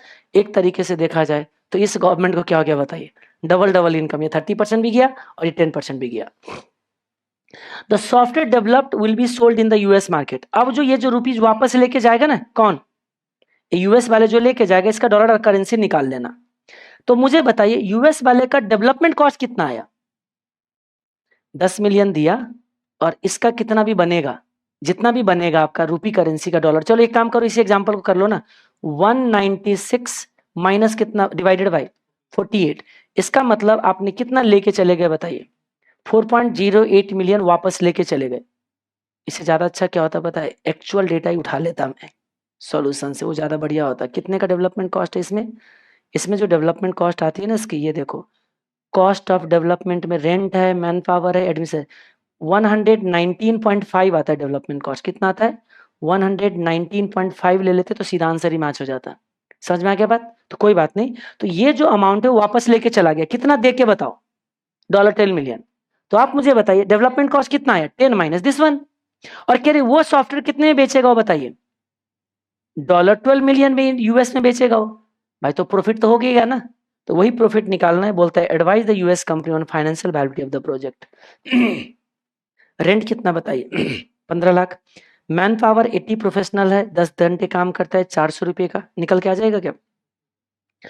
80 लोग काम करता है 10 घंटे के बेसिस पे, और 400 घंटे काम करता है, और 365 दिन होना चाहिए ना, ये पर डे है ना, तो कितना आ गया बताइए? 80 multiply by 10 multiply by 400 multiply by 365 is equal to, ये देखो 11681235, तो ये बन जाएगा आपका 116.8 मिलियन। दिख रहा है? तो ये देखो 116.8 मिलियन, 116.8 मिलियन। रेंट इतना आ गया, एडमिनिस्ट्रेशन कॉस्ट आ गया इतना आ गया, देखो प्रॉफिट आ गई है। अब ये प्रॉफिट पे गवर्नमेंट टैक्स लेके गया, जो बचा उस पर फिर से 10% हटा लिया उसने विथहोल्डिंग टैक्स का, और ये जो बचा ये अल्टीमेटली लेके जाता वापस। इसका हमने क्या कर दिया बताइए? ये अमाउंट निकाल दिया, मुझे बताइए वापस यहाँ कितना दिया था? 10 मिलियन, लेके कितना जाएगा वापस? ये इतना मिलियन, तो डेवलपमेंट कॉस्ट कितना आ गया? 10 माइनस ये इतने का डेवलपमेंट कॉस्ट है, बेच कितने में रहा है? 12 मिलियन में, 12 मिलियन इतना का प्रॉफिट हो गया। बेनिफिशियल है या नहीं है? चलिए तो देखिए अब इसमें हम लोग आ जाते हैं, ये है क्वेश्चन नंबर 1 का ई। क्या कह रहे पढ़िए, और manufacturing company is planning to set up a subsidiary company in India. ध्यान से रखना, एक कंपनी जो है वो कहाँ पे पैसे सब्सिडियरी लगाने जा रहा है? इंडिया में। कहाँ की कंपनी है ये तो पता ही नहीं अभी, ठीक है। इट वॉज एक्सपोर्टिंग, जहां पे हम लोग क्या करें? एक्सपोर्ट करें, मतलब इंडिया में एक्सपोर्ट कर रहे। कौन कर रहा है वो देखना पड़ेगा, मैन्युफैक्चरिंग कंपनी कहाँ से। View of growing demand for its product and competition from other MNC. अच्छा ऐसे सोचो आप, बाहर की कोई कंपनी है, कहाँ का अभी तक तो नहीं पता चला, जब पता चलेगा तो देखेंगे। वो कहाँ आना चाह रहा है बताइए? वो इंडिया में अपना एक सब्सिडियरी लगाने जा रहा है। सब्सिडियरी लगा रहा है, ओवरसीज कंपनी लिख देता हूँ, मुझे नहीं पता कहाँ का है अभी। ओवरसीज कंपनी इंडिया में आके अपना एक सब्सिडियरी बनाने जा रहा है। क्यों? क्योंकि यहाँ पे ग्रोइंग डिमांड है, डिमांड ज्यादा है, और जो दूसरे एमएनसी है ना वो compete कर रहा है, उस कंपटीशन, उसमें बहुत ज्यादा कंपटीशन है यहाँ पे दूसरे एमएनसी के साथ इनका। The initial project cost consisting of plant and machinery including installation, installation के साथ इसको 500 मिलियन क्या होगा बताइए, कॉस्ट आएगा यहाँ पे। यानी कि डॉलर में दे रहा है वो 500 मिलियन का, ये एस्टिमेटेड प्रोजेक्ट कॉस्ट बोल रहा है। भाई तू आ रहा है इंडिया में और खर्चा कर रहा है डॉलर में। ये क्वेश्चन को ना बस इंडिया बोल के आपको कंफ्यूज करने की कोशिश किया है, बाकी कहीं पे भी कन्वर्जन नहीं है, याद रखना। एक सिंपल कैपिटल बजटिंग की क्वेश्चन है ये रेट जरूर डॉलर का दिख रहा है, बाहर की कंपनी इंडिया में जरूर आ रहा है, ये क्वेश्चन बन जाता है आपको इंटरनेशनल फाइनेंशियल मैनेजमेंट की, लेकिन ये सिंपल कैपिटल बजटिंग की क्वेश्चन बनेगा जिसमें करेंसी किस करेंसी में चलेगा आपका डॉलर करेंसी में, सारी इवैल्यूएशन डॉलर में होगी आपका समझ में आ गया बात? ओके डॉलर 500 मिलियन का एस्टिमेशन, यानी कि इंडिया में डॉलर, ठीक है कोई बात नहीं, सारे करेंसी डॉलर में जाएगा। The net working capital requirement are estimated at $50 million. इसमें ना इंफॉर्मेशन बहुत ज्यादा है, इतने दूर में हम समा नहीं पाएंगे, ठीक है जितना तक चलता है चलते। कह रहे कि वर्किंग कैपिटल के लिए कितने पैसे लगाओगे बताइए, आपको $50 मिलियन वर्किंग कैपिटल के लिए लगाने पड़ेंगे। The company follows straight line method of depreciation, इस 500 को कितने साल में डेप्रिसिएट करोगे ये तो बोला ही नहीं था, कोई बात नहीं आगे देखते हैं। Straight line method of depreciation, presently the company is exporting 2 million units every year at a unit price of $80। अच्छा मतलब ये जो ओवरसीज कंपनी है, अगर ये सब्सिडियरी यहां नहीं लगाता तब भी ये बेचता, कितना बेचता बताइए, 2 मिलियन यूनिट्स हर साल वो बेचता है 80 के रेट से, तो $2 मिलियन $80। एक तरीके से देखा जाए तो अभी ये एग्जिस्टिंग एक्सपोर्ट कितना कर रहा था बताइए, अभी भी एक्सपोर्ट कर रहा था इतना 2 मिलियन, कितना बोलूं मैं बताइए, 160 मिलियन का एक्सपोर्ट ये अभी भी कर रहा है। अगर ये नहीं लगा, अब सोचो क्या होगा, अगर ये लगा लोगे ना सब्सिडियरी तो एक्सपोर्ट नहीं करोगे ना फिर आप। तो आप एक चीज बताइए, मान लीजिए सब्सिडियरी लगा भी ले और यहां से वो 160 मिलियन का रेवेन्यू जनरेट भी कर ले, तो क्या उसको कुछ फायदा हुआ? भाई वो तो वहां से भी कर लेता, वो तो क्यों यहाँ पे यूनिट्स लगा रहा है? इसका मतलब अगर ये 160 रेवेन्यू जनरेट करे ना सब्सिडियरी, तो कैश फ्लो हो गया जीरो। यहाँ इंक्रीमेंटल पे डिसीजन लेना पड़ेगा आपको कि भाई इससे ज्यादा अगर मैं करूंगा तो फायदेमंद, अदरवाइज नॉट फायदेमंद। आगे बढ़िए, कह रहे कि इट्स वेरिएबल कॉस्ट, अच्छा रुको रुको रुको, अभी वेरिएबल कॉस्ट पर यूनिट 40 है, इसका मतलब मैं जो एक्सपोर्ट कर रहा हूँ ना, इतने मिलियन की एक्सपोर्ट में मेरा कॉस्ट भी है, कितने का कॉस्ट है बताइए, $40 का, मतलब मेरा ये तो सेल है, तो प्रॉफिट कितना होगा बताइए, 40 ही होगा ना, 4 दूना 80, 80 मिलियन ही इसमें प्रॉफिट होगा इसमें, अगर ये इंडिया में एक्सपोर्ट कर रहा है तो। अदर इधर है सॉरी, हाँ जी ये देखो, आगे बढ़िए। अब यहाँ क्या करें, the chief financial officer has estimated the following operating cost and other debt and other data हो गए, other data in respect of proposed project variable operating cost 20 per unit. ये कहाँ की है, यहाँ जब सब्सिडियरी लगा लोगे तब की कहानी है, मतलब अगर यहीं पे आप सब्सिडियरी लगा लो तो आपके खर्चे कम हो जाएगा, आपकी जो ऑपरेटिंग कॉस्ट है ना वो कितने पे काम चल जाएगा बताइए, $20 पे। Additional cash fix cost will be $30 million per annum, यानी कि आपकी जो फिक्स कॉस्ट आएगा ना डॉलर कितना बताइए, 30 मिलियन का। And projects shares of allocated fix cost, projects share of allocated fix cost will be $3 million per annum. ये क्या है भाई, याद रखना, ये कहना चाह रहे एलोकेटेड कॉस्ट जब भी कभी बोले ना दिमाग में सेट कर लेना, एलोकेटेड फिक्स कॉस्ट कभी भी रेलिवेंट नहीं होता है हमारे लिए, किसी भी कैपिटल बजटिंग के क्वेश्चन में ये रेलिवेंट नहीं होता है, इसको हाईलाइट कर लेना। एलोकेटेड फिक्स कॉस्ट की जो शेयर होती है ना, ये हमेशा आपकी जब कैपिटल एडवांस कैपिटल बजटिंग भी पढ़े, किसी भी क्वेश्चन में ये नहीं मिला लेकिन वहां भी ये क्वेश्चन मिलेगा तो ये रेलिवेंट होगा। बताइए क्यों, पहले एक रीजन दीजिए मुझे, क्योंकि सोचो आप, ये एलोकेटेड कॉस्ट है, ये मतलब कोई हेड ऑफिस उसको क्या कर रहा है बताइए, एलोकेट कर रहा है। मैं कह रहा हूं कि देखो मैं ये बिजनेस लगाऊं या ना लगाऊं, समझ में आ गया, ये एलोकेटेड कॉस्ट जो है ना हमारे पार्ट का नहीं है, वो किसका है, वो हेड ऑफिस का कॉस्ट है। तो हेड ऑफिस का तो खर्चा लगेगा ही लगेगा, चाहे मैं अपना सब्सिडियरी लगाऊं चाहे मैं सब्सिडियरी ना लगाऊं। आप एक चीज बताओ, ये खर्चा जो एलोकेट करते हैं ना, हेड ऑफिस एलोकेट करता है। हेड ऑफिस मतलब होल्डिंग कंपनी, ऐसे समझो ना। होल्डिंग कंपनी किसको एलोकेट करेगा, सब्सिडियरी को। सब्सिडियरी लगाओ या ना लगाओ, क्या ये खर्चा बदल जाएगा लोग उसकी होल्डिंग कंपनी की? जब नहीं बदलेगा तो हमारे लिए रेलिवेंट क्यों होगा, इररेलेवेंट होता है। एलोकेटेड कॉस्ट हमेशा डिसीजन मेकिंग के लिए इररेलेवेंट होता है, ये दिमाग में सेट कर लेना, ये कहीं पे नहीं आएगा हमारे डिसीजन मेकिंग में, ठीक है जी। रिकवर्ड एफसी इररेलेवेंट होता है फॉर डिसीजन मेकिंग, बहुत बढ़िया, मोदी जी कह रहे कि इररेलेवेंट है। चलो वापस आइए, production capacity of the propose project in India is 5 million units. अच्छा, जो आप पहले यहां से 2 मिलियन एक्सपोर्ट करते थे ना, अब यहाँ पे आप अगर बेचोगे ना तो यहाँ पे क्वांटिटी कितना बिकेगा बताइए आपका, यहाँ पे बोला गया 5 मिलियन यूनिट्स आप बेचोगे।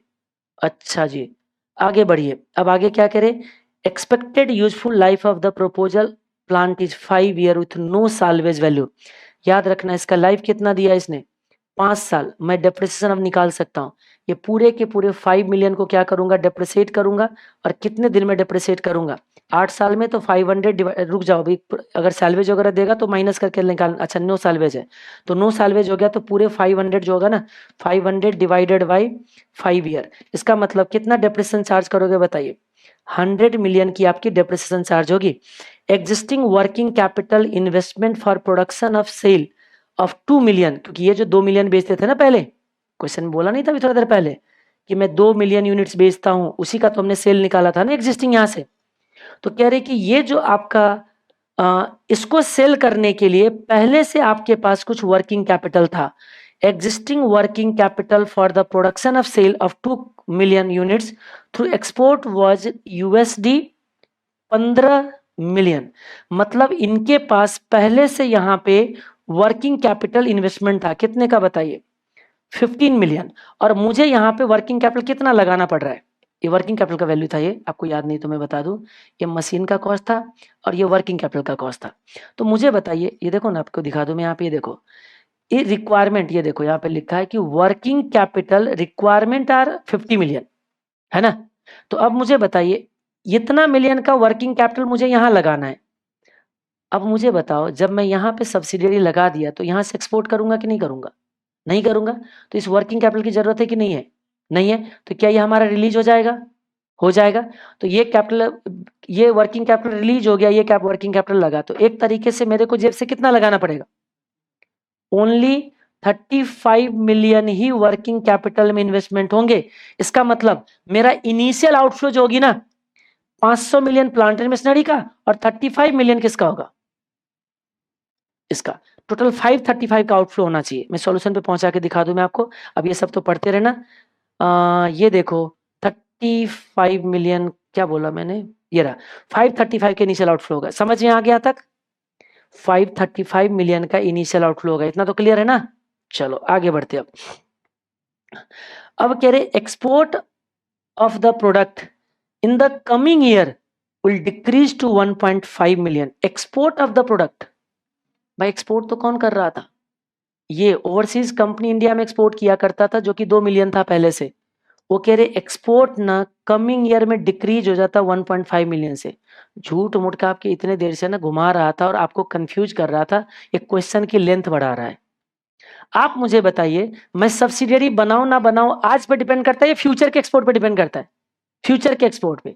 अब वो कह रहा है कि आने वाले टाइम पे ना मेरा एक्सपोर्ट, अगर मैं सब्सिडियरी नहीं भी लगाता तो मेरा एक्सपोर्ट गिर के कितने पे आ जाते, 1.5 मिलियन में, in case of the company does not open subsidiary in India in view of the presence of competing MNC that are in the process of setting of their subsidiary in India। मतलब ये overseas company अगर India में ना भी जाए ना, तो कोई दूसरे कंपेटिटर आ जाएगा और इनकी जो अभी एक्सपोर्ट 2 मिलियन हो रही है, वो एक्सपोर्ट कितने पे गिर जाएगी, 1.5 मिलियन यूनिट्स पे। इसका सिंपल सा कहानी है कि भाई साहब ये सब फालतू का बकवास था। कौन सी वाले, 60 मिलियन 80 मिलियन की प्रॉफिट, सब बकवास है। हमारे अपॉर्चुनिटी मिस कितना होगा बताइए, ओनली 1.5 मिलियन का, कितने रेट से, 80 रुपये का सेल प्राइस था और 40 का कॉस्ट था, मतलब मल्टीप्लाई बाय 40, हम कह सकते हैं 1.5 मल्टीप्लाई बाय 40, 60 मिलियन की अपॉर्चुनिटी मिस होगी। इधर आप इतना का कमाओगे, उस कमाई में से ये हटा देना, सिर्फ इंक्रीमेंटल इनफ्लो लोगे आप। समझ में आगे बात? ओके। अब आगे कहता है applicable corporate tax is 35%, required return is 12%, assuming that there will be no variation in the exchange rate, exchange rate में कोई वेरिएशन नहीं है, all profit will be repatriated as there will be no withholding tax, estimate NPV of the proposed. कुछ नहीं है question के अंदर। अब बताओ, ये इंफॉर्मेशन है आपके पास, फटाक से मुझे कैश फ्लो बता देना कोई, कितना होगा बताइए। कैश फ्लो हो जाएगा, देखो आपका ऑपरेटिंग कॉस्ट है और ये सेल तो उतना ही रखोगे ना, कुछ नहीं बोला गया तो सेल प्राइस वही होगा। हमने पूरा क्वेश्चन पढ़ लिया, कोई भी डेटा हमें नहीं मिला इंडिया में कितना में बेचोगे, इसका मतलब सेल प्राइस आपका शायद वही रहेगा जो पहले बेचता थे हम लोग, ठीक है। तो इसका मतलब 5 मिलियन बेचोगे, 80 रुपये पे बेचोगे, 20 रुपये का खर्चा आएगा, मतलब आपका 5 मल्टीप्लाई बाय 60, आपको 300 मिलियन जो है ना, ये आपका क्या बनेगा बताइए, ईबीडीटी। आप इसमें से टैक्स माइनस, लेकिन रुको, अब इस ईबीडीटी में से इतना जो कमाओगे ना, ये 60 मिलियन तो ये भी मिस करोगे ना आप, बोलो जल्दी से। तो 60 मिलियन तो ये भी छोड़ना पड़ेगा ना आपको। तो इसका मतलब हमारे लिए जो रेलिवेंट है, 60 मैंने माइनस कर दिया तो कितना हो गया बताइए, 240। और कुछ मिस कर रहे हो क्या आप? नहीं, ठीक है। तो ये आ गया। अब इसमें से क्या माइनस कर दो बताइए, टैक्स। लेकिन याद रखना गलत टैक्स माइनस कर रहे हो, क्योंकि डेप्रिसिएशन माइनस होके जाना चाहिए था, बट कोई बात नहीं, हमने माइनस कर दिया गलत टैक्स 35%। 35% अगर मैंने माइनस कर दिया तो 240 मल्टीप्लाई बाय 35% कितना आ गया बताइए, 84 आ रहा है क्या? 240 माइनस 35% कितना आ रहा है, 221 आ रहा है शायद, 240 माइनस 35%, अच्छा 156 आ रहा है। तो आप मुझे बताइए 156 क्या है ये, बेनामी इनकम, इसमें क्या ऐड कर दे, टैक्स सेविंग किसका, डिप्रेशन का। तो मुझे बताइए डिप्रेशन कितना लिया था हम लोगों ने, 100, तो 100 का 35% कितने का टैक्स सेविंग होगा, 35 का। तो मुझे बताइए प्लस 35, एक तरीके से 191 का एनुअल इनफ्लो होना चाहिए, कैश फ्लो आफ्टर टैक्स। ये नॉर्मल कैपिटल बजटिंग की क्वेश्चन है, अगर कहीं पे हमने कुछ मिस ना किया हो तो, क्योंकि रफली रफली लिखा था, हो सकता है कुछ चीज मिस हो गया हो, एक बार देख लेते। इधर कितना रहे, कुछ और आ गए जी, यहाँ पे तो कैश इनफ्लो कितना है, यहाँ तो 171.5 आ रहे हैं, हमने कितना निकाला है, हमने निकाला है 191, तो क्या मिस हुआ है बताओ जल्दी से। ओ सेट, ये तो सामने ही पड़ा हुआ था, ये कैसे मिस कर दिया आप लोग, हद कर रहे हो, ये तो सामने ही पड़ा हुआ था।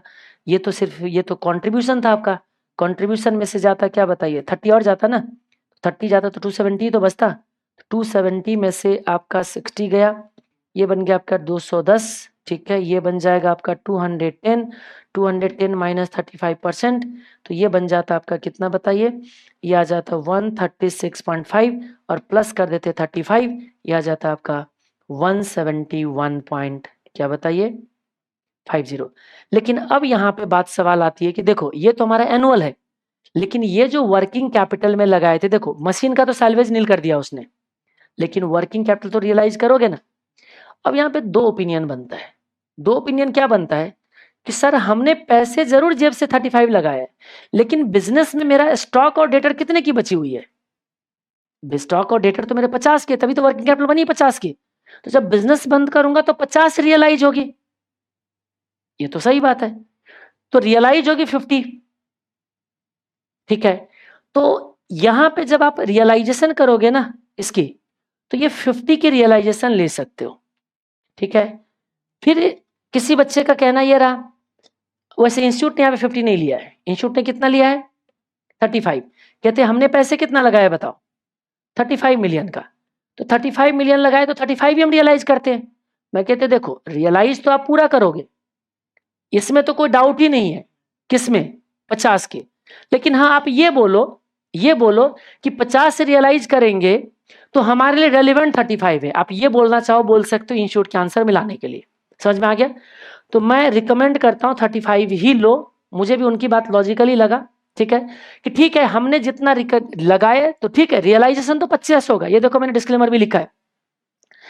ICI consider 35 million as realization of working capital at the end of life which is not appropriate, मेरे मुताबिक था उस time. As investment in working capital is 50 million, हमने लगाया 50 million है, रियलाइज भी 50 million होगा. हाँ, ये बोल सकते हैं हम कि 50 के रियलाइजेशन में 35 हमारा रेलिवेंट वाले पोर्शन है, 15 इरेलीवेंट वाले पोर्शन है. बोलोगे ऐसे कैसे? ऐसे सोचो आप. अच्छा एक चीज बताओ, मैं अगर ये काम नहीं भी कर रहा होता तब भी तो मेरा ये काम चल रहा होता. तो मुझे बताइए, ये 15 मिलियन तो तब भी रियलाइज होती. तो ऐसे समझ जाओ कि उस 50 मिलियन में से 15 मिलियन हो गया इररेलेवेंट और 35 मिलियन क्या हो गया हमारे लिए? रेलिवेंट. तो आप एक काम कर लो, इस सॉल्यूशन को सही इंस्टीट्यूट के हिसाब से ही जाइए, कोई दिक्कत नहीं है, ठीक है. 35 मिलियन से ही चले जाओ. तो आप इसको क्या कर लीजिए, यहां पे लिख लो कि एग्जाम में आप 35 लेके ही कर लो. एग्जाम में आप 35 कर लो, आईसीआई वाले ही कर लो कि रेलिवेंट उतना है और ये हमारा इतना है. समझ में आ गई बात? ठीक है यहाँ तक. तो उसके बेसिस पे आपका आंसर थोड़ा सा बदल जाएगा. आंसर शायद निकाल के दिया होगा हमने कहीं पे. ये रहा, ये रहा. ऐसे ऐसे का आंसर ही प्रीफर करना आप, ठीक है. 35 ही लेके आना, क्योंकि इंक्रीमेंटल 35 लगाए तो इंक्रीमेंटल हमारा आ गया. ये लॉजिकल है. आप चाहो तो इसको हटा दो, किसको छोड़ दो, डिस्क्लेमर फिर लिखना ही क्यों जब 35 लेना है तो. हाँ ये लिख सकते हो कि रियलाइज, नहीं नहीं रुको, ऐसे समझो आप, रियलाइजेशन तो 50 ही होगा, उसमें कोई डाउट नहीं, इतना सा भी डाउट नहीं है. इसको ऐसे लिखना कि रियलाइजेशन कितना होगा? 50 मिलियन, जिसमें से रेलिवेंट कितना है हमारे लिए? बस 35 जो इंक्रीमेंटल जो हमने लगाया था ना, उतना ही हमारे लिए रेलिवेंट है. ऐसे समझो आप, 35 रेलिवेंट है, बाकी रेलिवेंट है. आइए 2 क्वेश्चन अब और रहता है. एक क्वेश्चन तो मेरे हिसाब से ठीक ठाक होगा, एक क्वेश्चन थोड़ा सा टाइम टेकिंग है, तो मेरे हिसाब से फिर भी आधे घंटे तो लग जाएगा दोनों मिला के. कोई बात नहीं, खत्म कर लेते. आइए देखिए, a director of implant ISC wishes to make an equity issue to finance $10 million expansion scheme which has an expected net present value of $2.2 million. क्या मतलब हुआ बताइए. एक डायरेक्टर ऑफ इम्प्लांट आईएनसी है. आईएनसी कौन यूज करता है पता है आपको? यूएस की कंपनी, यानी कि यूएस का कंपनी है. Wishes to make an equity issue to finance $10 million, यानी कि ये जो इम्प्लांट आईएनसी है वो क्या करने जा रहा है बताइए? इक्विटी इशू कर रहा है. इक्विटी इशू कर रहा है तो लोगों से पैसे लेगा और उनको इक्विटी देगा, ठीक है. इक्विटी इशू करेगा, पैसे कितना ले रहा है? $10 मिलियन. अच्छा, एक्सपेंशन के लिए. which has an expected net present value of 2.2 million. मतलब जब इस पैसे को मार्केट में इन्वेस्ट करोगे ना, जब इसको इन्वेस्ट करोगे तो उस इन्वेस्टमेंट पे जो आप अपना कमा के लाओगे, उसकी जो एनपीवी होगा आपका, वो कितना होने वाला है बताइए? 2.2 मिलियन. आपको याद है, जितना से एनपीवी होता है उतने से कंपनी की जो शेयर वैल्यू होता है ना, बढ़ जाता है. याद आ रहा है कुछ? शेयर वैल्यूएशन, एक प्रोजेक्ट में पैसे लगाया तो जितना एनपीवी होता है उससे शेयर का वैल्यू क्या होता है? बढ़ जाता है. आगे बढ़िए. To refinance an existing $6 million 15% bond due for maturity in 5 years time. ये पहले बात समझ आ रही है कुछ? जल्दी बताइए, ये क्या कहना चाह रहा है कि ये जो 10 मिलियन की जो पैसे ला रहा है ना, ये आपको नहीं लग रहा है थोड़ा कॉन्ट्राडिक्टरी लैंग्वेज है, जिसको अगर बैलेंस शीट थोड़ा समझ आता हो, फाइनेंस समझ आता हो तो इमीडिएट लग जाएगा. कैसे बताइए? ये कह रहा था कि इक्विटी इशू कर रहा है एक्सपेंशन के लिए, मतलब आप इन्वेस्ट करने वाले हो तो पैसे तो इन्वेस्टमेंट में यूज हो जाएगी, तो फिर रीफाइनेंस कैसे करोगे आप? रीफाइनेंस का मतलब समझ रहे हो कि मैं जो ये पैसे ला रहा हूं ना, इससे मैं बॉन्ड को रिपे करूंगा. ये होता है इसका मतलब, रीफाइनेंस करने का मतलब कि हमने बॉन्ड से कुछ पैसे रेज किया हुआ था, इस बॉन्ड को खत्म करके इसको रिपेमेंट कर देता हूं, तो ये होता है रीफाइनेंस करना. रीफाइनेंस, एक बार तो फाइनेंस किया ही था, दोबारा फंडिंग कर रहा हूं, तो दोबारा कैसे फंडिंग करोगे? उसको पे करो, दोबारा करो, इसको रीफंडिंग बोलते हैं. रीफंडिंग याद है बॉन्ड वैल्यूएशन में? रीफंडिंग डिसीजन, पुराने बॉन्ड को रिपे करो, नए बॉन्ड लेके आओ. तो ये मुझे तो कॉन्ट्राडिक्टरी लैंग्वेज लग रहा है, अगर आपको थोड़ा सा इंटरप्रेट हो रहा है तो ठीक है. वैसे भी क्या करना है, जो बोल रहा है उसको समझना है. वो ये कहना चाह रहा है कि देखो, हमारे जो पैसे हैं ना वो रीफाइनेंस होगा $6 million 15% bond due for maturity in 5 year time. यानी कि इनके जो पहले से जो बॉन्ड थी ना, वो बॉन्ड को क्या करेगा बताइए? रिफंड करेगा, बॉन्ड को रिफंड करेगा इस पैसे से. इसका मतलब वो एक्सपेंशन वाले कहानी हो सकता है कि 10 मिलियन लाएगा, 6 मिलियन का बॉन्ड रिफंडिंग करेगा, तो बाकी जो रहेगा 4 मिलियन शायद वो एक्सपेंशन करेगा, ऐसे समझ जाओ आप, है ना। आगे बढ़िए। अब कह रहे कि फॉर अर्ली रिडम्पशन, देख रहे हो रिडम्पशन हो गई ना अभी, मैंने तो बोला रिफाइनेंस का मतलब रिडम्पशन होता है। Early redemption of these bonds there is a 3,50,000 penalty charges. क्या मतलब हुआ बताइए। ये रिफंड कर रहे हो ना आप, इसके लिए पेनाल्टी दे रहे हो आप, क्योंकि आप लाइफ से पहले इसको रिपे कर रहे हो। तो कितने का पेनाल्टी दे रहे हो बताइए। $3,50,000 का पेनाल्टी दोगे। The company has also obtained approval to suspend these preemptive rights and make a $50 million placement of share with which it will be at a price of $0.5 per share। भाई ये क्या खा के पैदा हुआ बंदा है ये, कुछ सिमिलरिटी ही नहीं है। अब ये कह रहा है कि हम राइट इश्यू करने जा रहे 15 मिलियन का। हद कर रहे हो। अभी तक तुम क्या कह रहे थे, मुझे 10 मिलियन का share issue, wishes to make an issue, ये प्लान कर रहे थे 10 मिलियन की। 6 पहले कह रहे थे एक्सपेंशन की बात की मैं आगे लगाऊंगा, फिर कह रहे हो नहीं इसको तो मैं 6 मिलियन का यूज करूंगा रिपेमेंट में। ये देखो 6 मिलियन का था ना ये, आप कह रहे हो कि 6 मिलियन रिपेमेंट करूंगा, इसका मतलब 10 मिलियन की इशू में से 6 मिलियन रिपेमेंट हो जाएगा, 4 मिलियन एक्सपेंशन में लगाओगे। अब तुम दूसरे दुनिया की बात करो कि अच्छा इसमें से तो 3.5 लाख का तो पेनल्टी भी गया, चलो वो भी यूज हो गई। अब वो आगे क्या कह रहे, suspend this preemptive right and make इतना प्लेसमेंट ऑफ शेयर, मतलब जो राइट इश्यू कर रहे हो ना आप, वो राइट इश्यू कितने का करने जा रहे हो, 50 मिलियन शेयर राइट इश्यू कर रहे हो, मतलब आपके पैसे कितने आएगा बताइए, 15 मिलियन का शेयर इश्यू हो रही है। सब कहानी बेकार, कोई काम का नहीं है, क्योंकि अल्टीमेटली से ये तो ये विशेष था आपका, विशेष नहीं चलता। हम तो विश करते कि हमारे को 95 मार्क्स आ जाए, हमारे विशेष थोड़ा प्रिवेल करता है। कितने का ये राइट इशू मेक इतना प्लेसमेंट ऑफ शेयर, इतना शेयर इशू करे राइट के अंदर, which will be at a price of $0.5। अब इशू कितने रेट पे कर रहे हो बताइए। एक काम करो, ये कहानी ना फालतू का था, इसको हटाओ भाई यहाँ से। कितने मेरे हमारे पास आए बताइए, $15 मिलियन आए, चाहे राइट शेयर से आए चाहे जैसे आए, और हमने कितना शेयर इशू किया बताइए, थोड़ा जल्दी बताओ ना। 15 मिलियन प्लेसमेंट हुई है 50 पैसे के रेट से, 0.50 सेंट के रेट से, तो 15 मिलियन डिवाइडेड बाय 0.5, मतलब नंबर ऑफ शेयर जो है ना 30 मिलियन शेयर इशू हुई है, 30 मिलियन शेयर इशू हुई है, ये मानते हो आप, जल्दी बोलो। अच्छा अब आगे बढ़िए। कह रहे कि the flotation cost of issue is 4% of gross proceeds. अच्छा ये जो ग्रॉस प्रोसीड्स था ना, इस पे कितना परसेंट इशू कॉस्ट है, 4%। इसका मतलब इसमें से 4% आपका माइनस होकर नेट अमाउंट आपके जेब में आएगा। Any surplus fund from issue will be invested in IDR, क्या है बताइए, इंडियन डिपॉजिटरी रिसीट।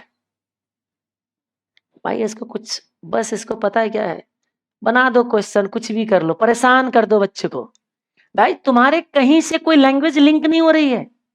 पहले तुम कह रहे थे कि एक्सपेंशन करूंगा, बाद में कह रहे बॉन्ड रिपे करूंगा, अब आप क्या कह रहे हो 15 लाख लाऊंगा, 15 मिलियन का यानी कि मिलियन लाऊंगा, और अब आप क्या कह रहे हो पता है, कुछ सरप्लस बच गया। कितना सरप्लस बचेगा बताओ कोई मुझे। अरे 15 मिलियन लाया, 6 मिलियन का बॉन्ड रिपे किया ना आपने, आप, और ये इसमें से थोड़ा ये चला गया, ये जो सरप्लस बच जाएगी वो उसके लिए हम क्या खरीदेंगे, मतलब कोई एक्सपेंशन की कोई काम नहीं है, उसको पैसे कहाँ लगाना है, इंडियन डिपॉजिटरी रिसीट, मतलब ये जो आईएनसी है ना यूएस वाले कंपनी, इंडिया के कंपनी में पैसे इन्वेस्ट करेगा।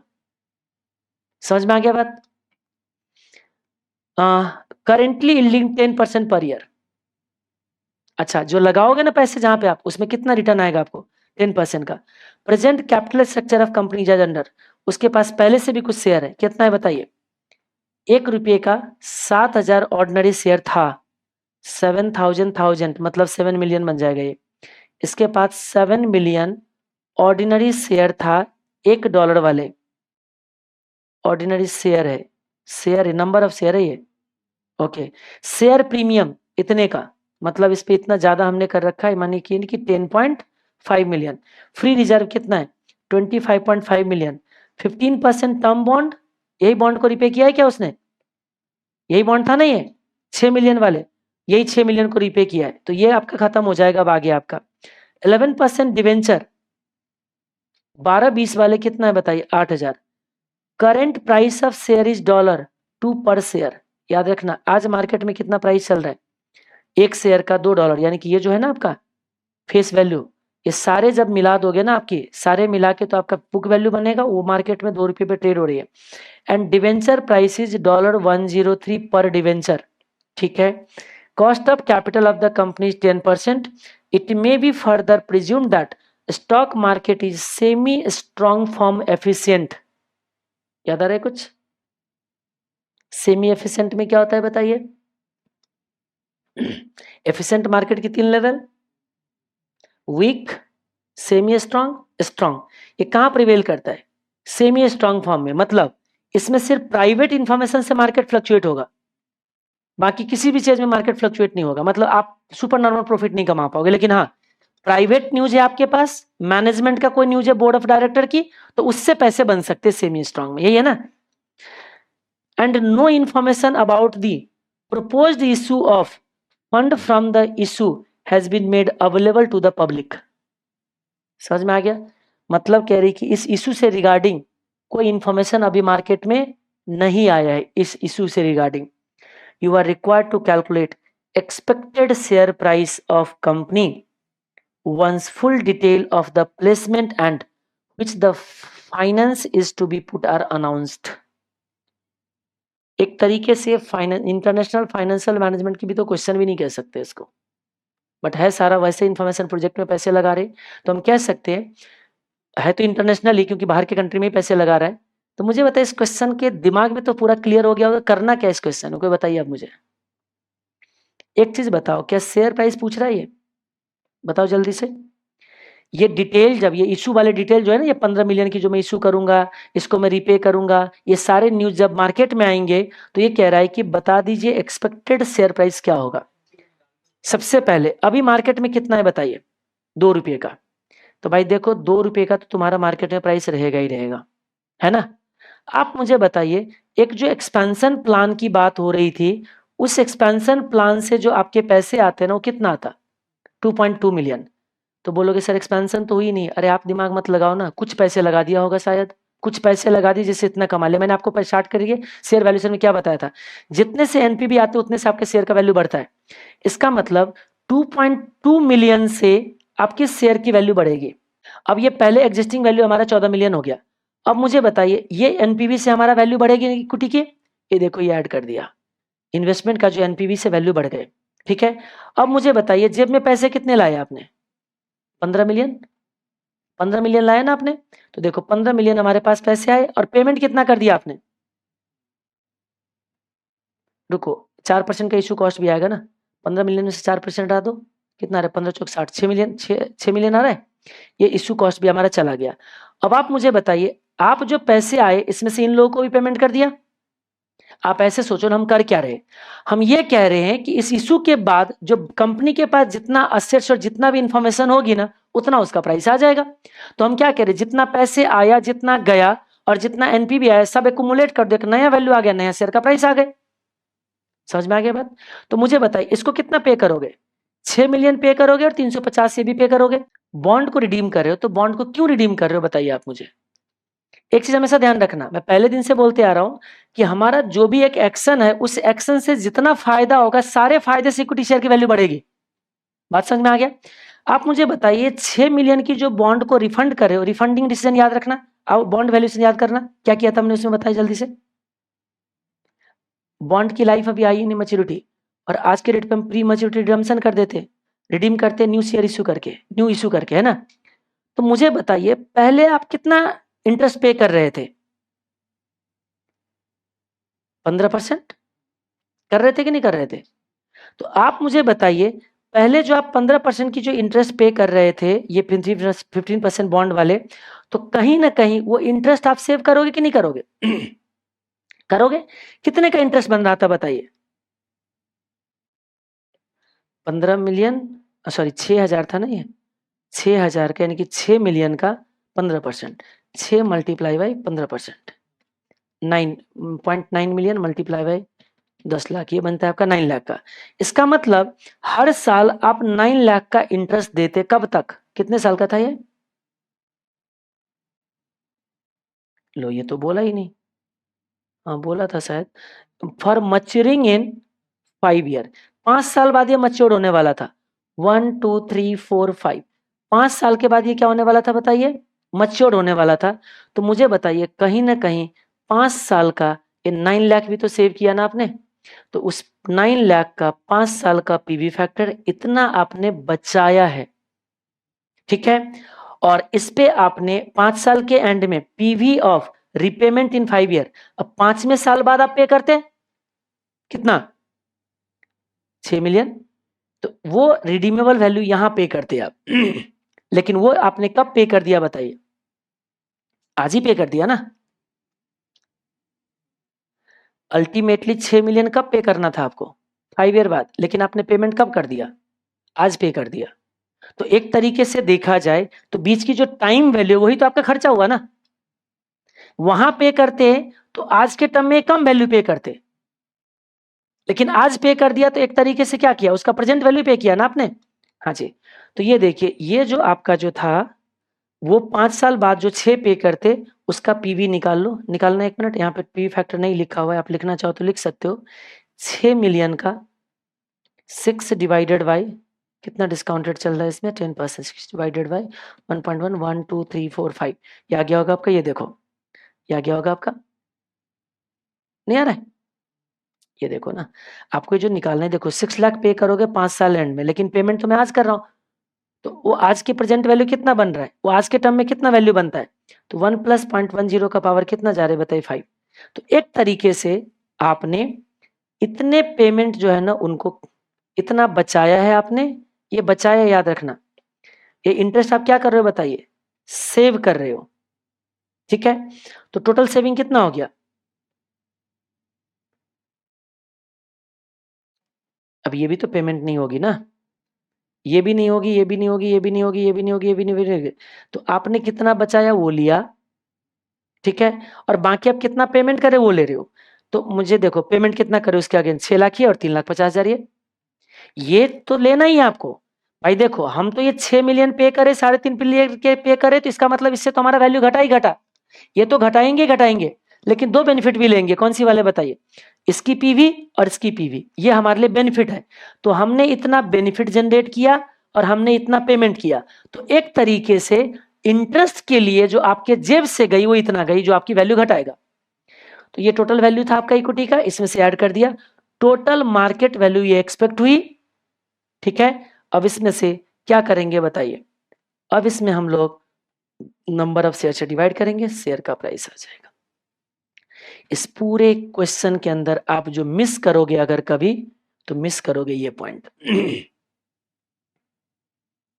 समझ में आ गया बात, क्यों क्या मिस करोगे, कि देखो आप अगर डिवेंचर को आज 6 मिलियन दे रहे हो और 3.5 पेनाल्टी दे रहे हो, तो कहीं ना कहीं कुछ बचाने के लिए, तो वो जितना भी बचाए हो और जो पे किए हो उन दोनों का नेट आपका खर्चा है, एक तरीके से आपने क्या किया पता है, बॉन्ड रिफंडिंग डिसीजन किया है ये।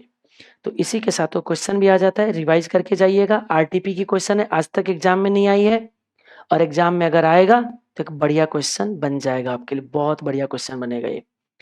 एक और क्वेश्चन है, अब छुट्टी करेंगे के बाद, बस लास्ट है ये, एक ओपस टेक्नोलॉजी है, ओपस टेक्नोलॉजी इंडिया एक इंडियन आईटी कंपनी है, प्लान कर रहा है to make an investment through a wholly owned subsidiary in a subsidiary in a software project in China with a self life of 2 years। यहाँ पे तो space बहुत कम पड़ेगा इसको पढ़ने के लिए, इसको पढ़ने के लिए स्पेस कम पड़ेगा, और दूसरी जगह लिखेंगे तो बार बार लेफ्ट राइट करना पड़ेगा, कोई बात नहीं, यहाँ लिखता हूँ। एक इंडियन आईटी कंपनी है, देखो ध्यान से, एक इंडिया का आईटी कंपनी है जो कहाँ जा रहा है बताइए, वो कह रहा है कि इन्वेस्टमेंट करने जा रहे through Holi own subsidiary in a software project in China. अब ये जा रहा है चाइना, ये देशद्रोही है ये, कौन, ये जो चाइना में जा रहे प्रोजेक्ट लगाने, देशद्रोही नहीं हुआ, चाइना की बात भी करना देशद्रोह होता है यहाँ पे। Inflation is China is estimated आज 8%, कह रहे कि देख भाई इन्फ्लेशन जो यहाँ चल रहा है ना, इन्फ्लेशन कितना चल रहा है 8% का।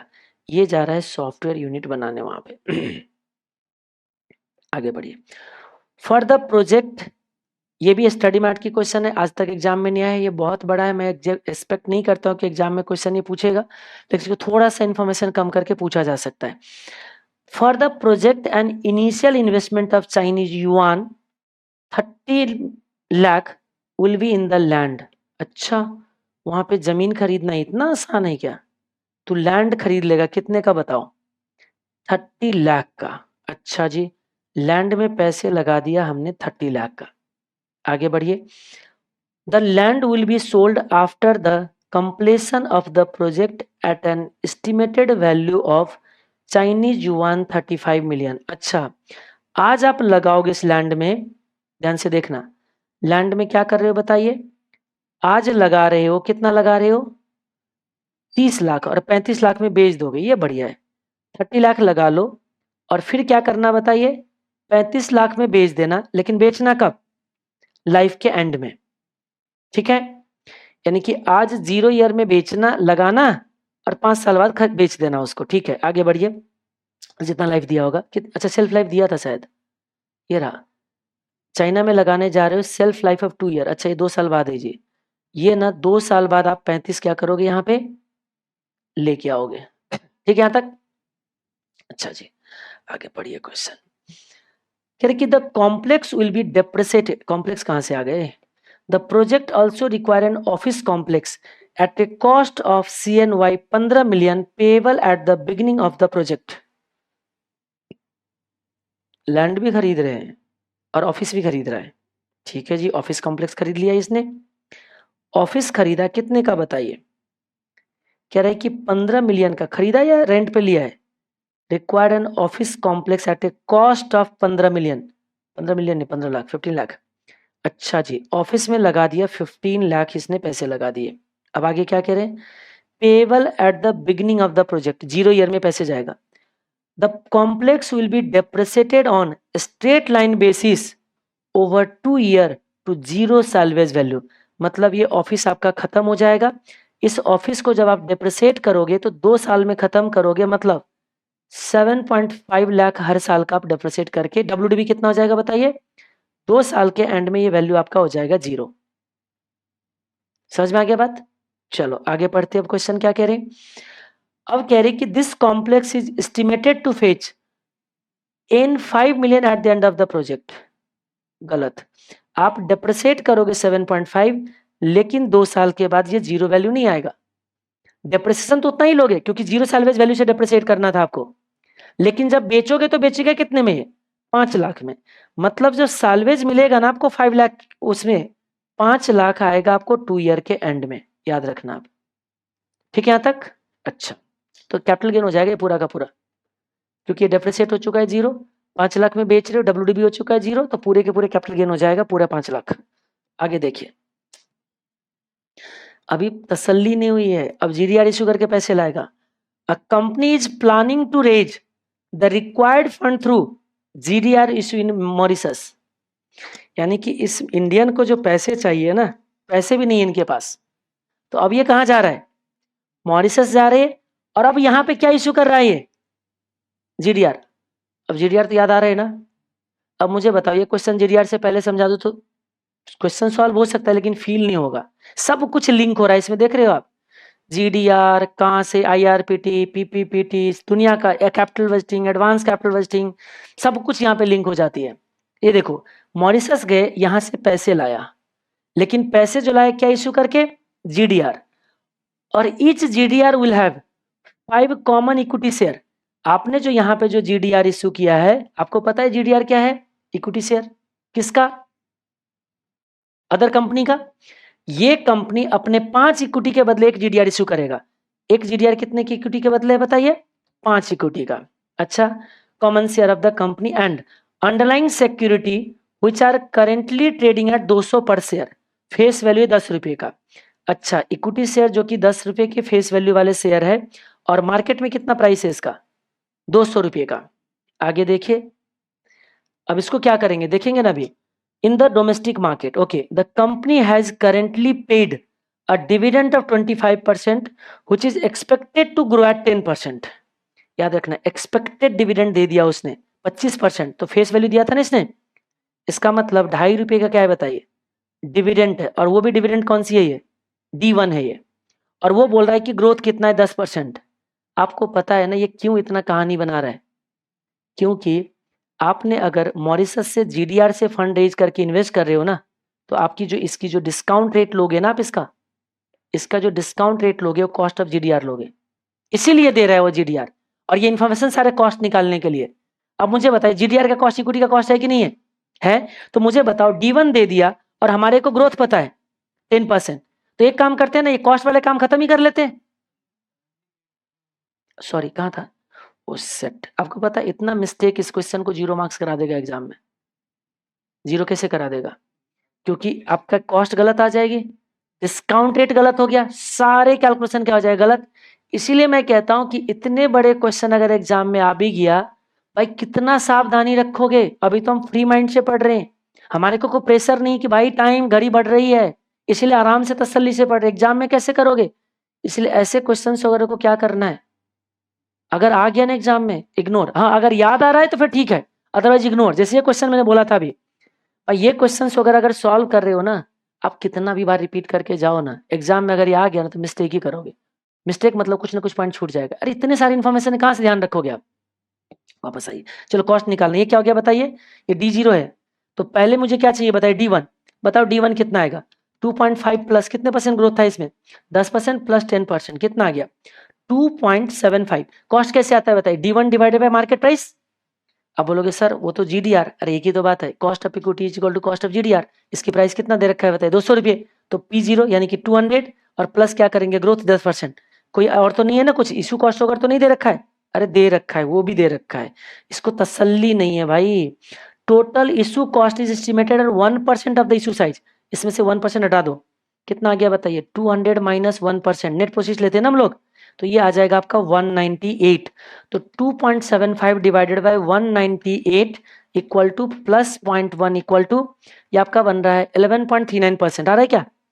तो मुझे बताइए कॉस्ट ऑफ इक्विटी यानी कि कॉस्ट ऑफ GDR है 11.39%।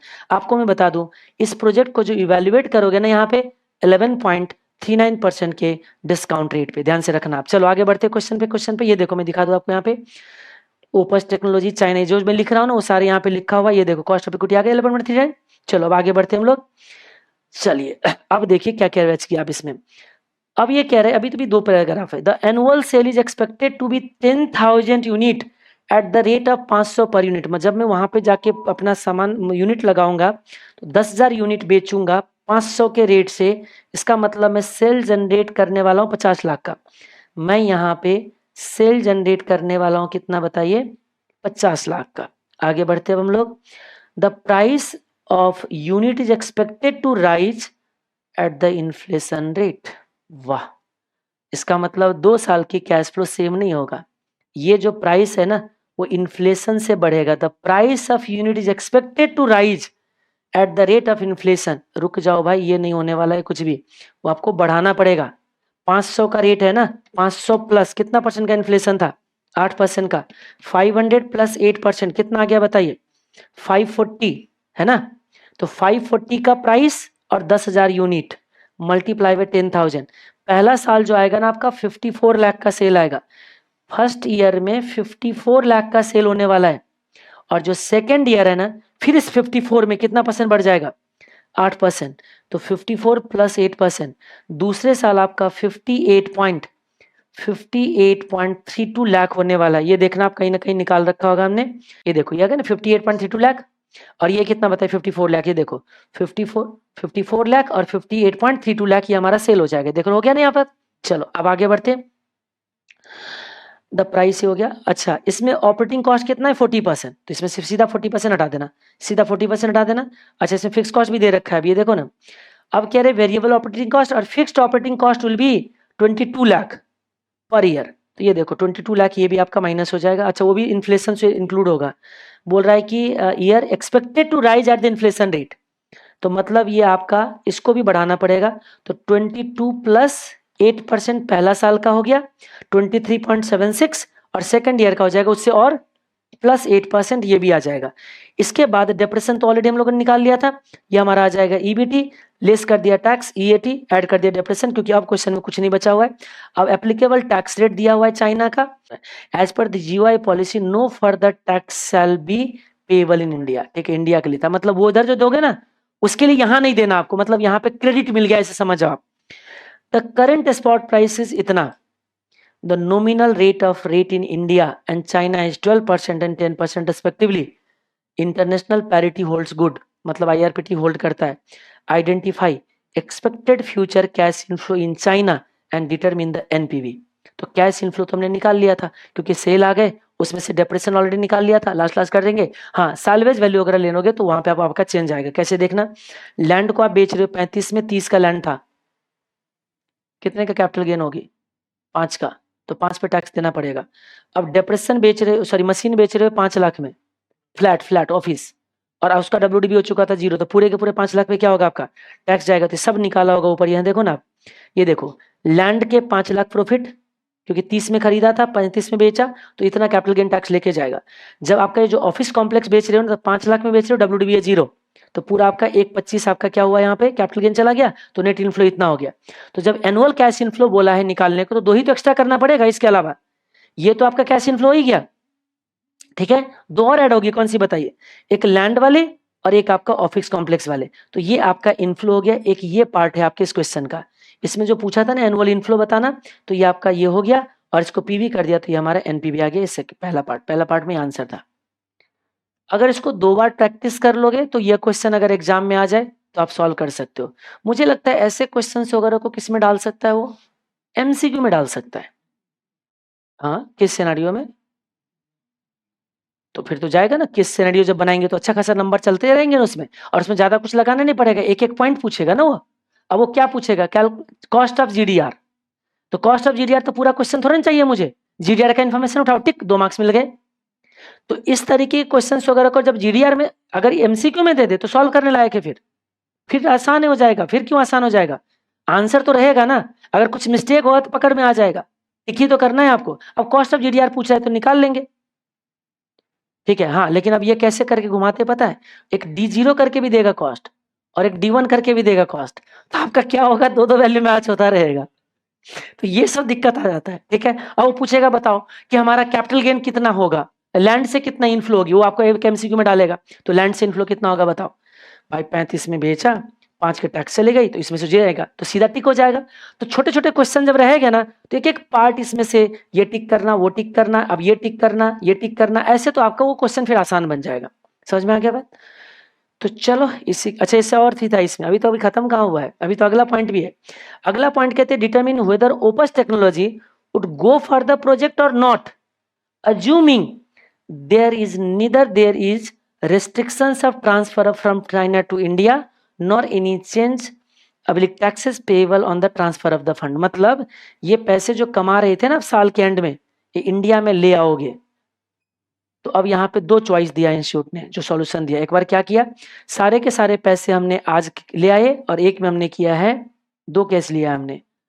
ये रहा देखो, 2 केस लिया है मैंने, क्या केस लिया है देखो, ये रहा ये रहा कि आप कैश फ्लो आप इंडिया में ले आते हो, तो भाई पहला साल का कैश फ्लो पहला इंडिया में ले आया, तो ये अमाउंट बन जाएगा, मैंने एक्सचेंज रेट निकाल लिया, उसको यूज करके, किसको, परचेजिंग पावर पैरिटी को यूज करके कैश फ्लो यूज कर लिया, और उसके बेसिस पे आपका क्या हो जाएगा, ये देखो। अब यहाँ पे आपको 12% यूज करना है, क्यों बताइए, क्योंकि अब आप इंडियन करेंसी में वैल्यूएट कर रहे हो, तो इंडिया का नॉमिनल रेट कितना चल रहा था, जितना चल रहा था उस तरीके से ले लिया।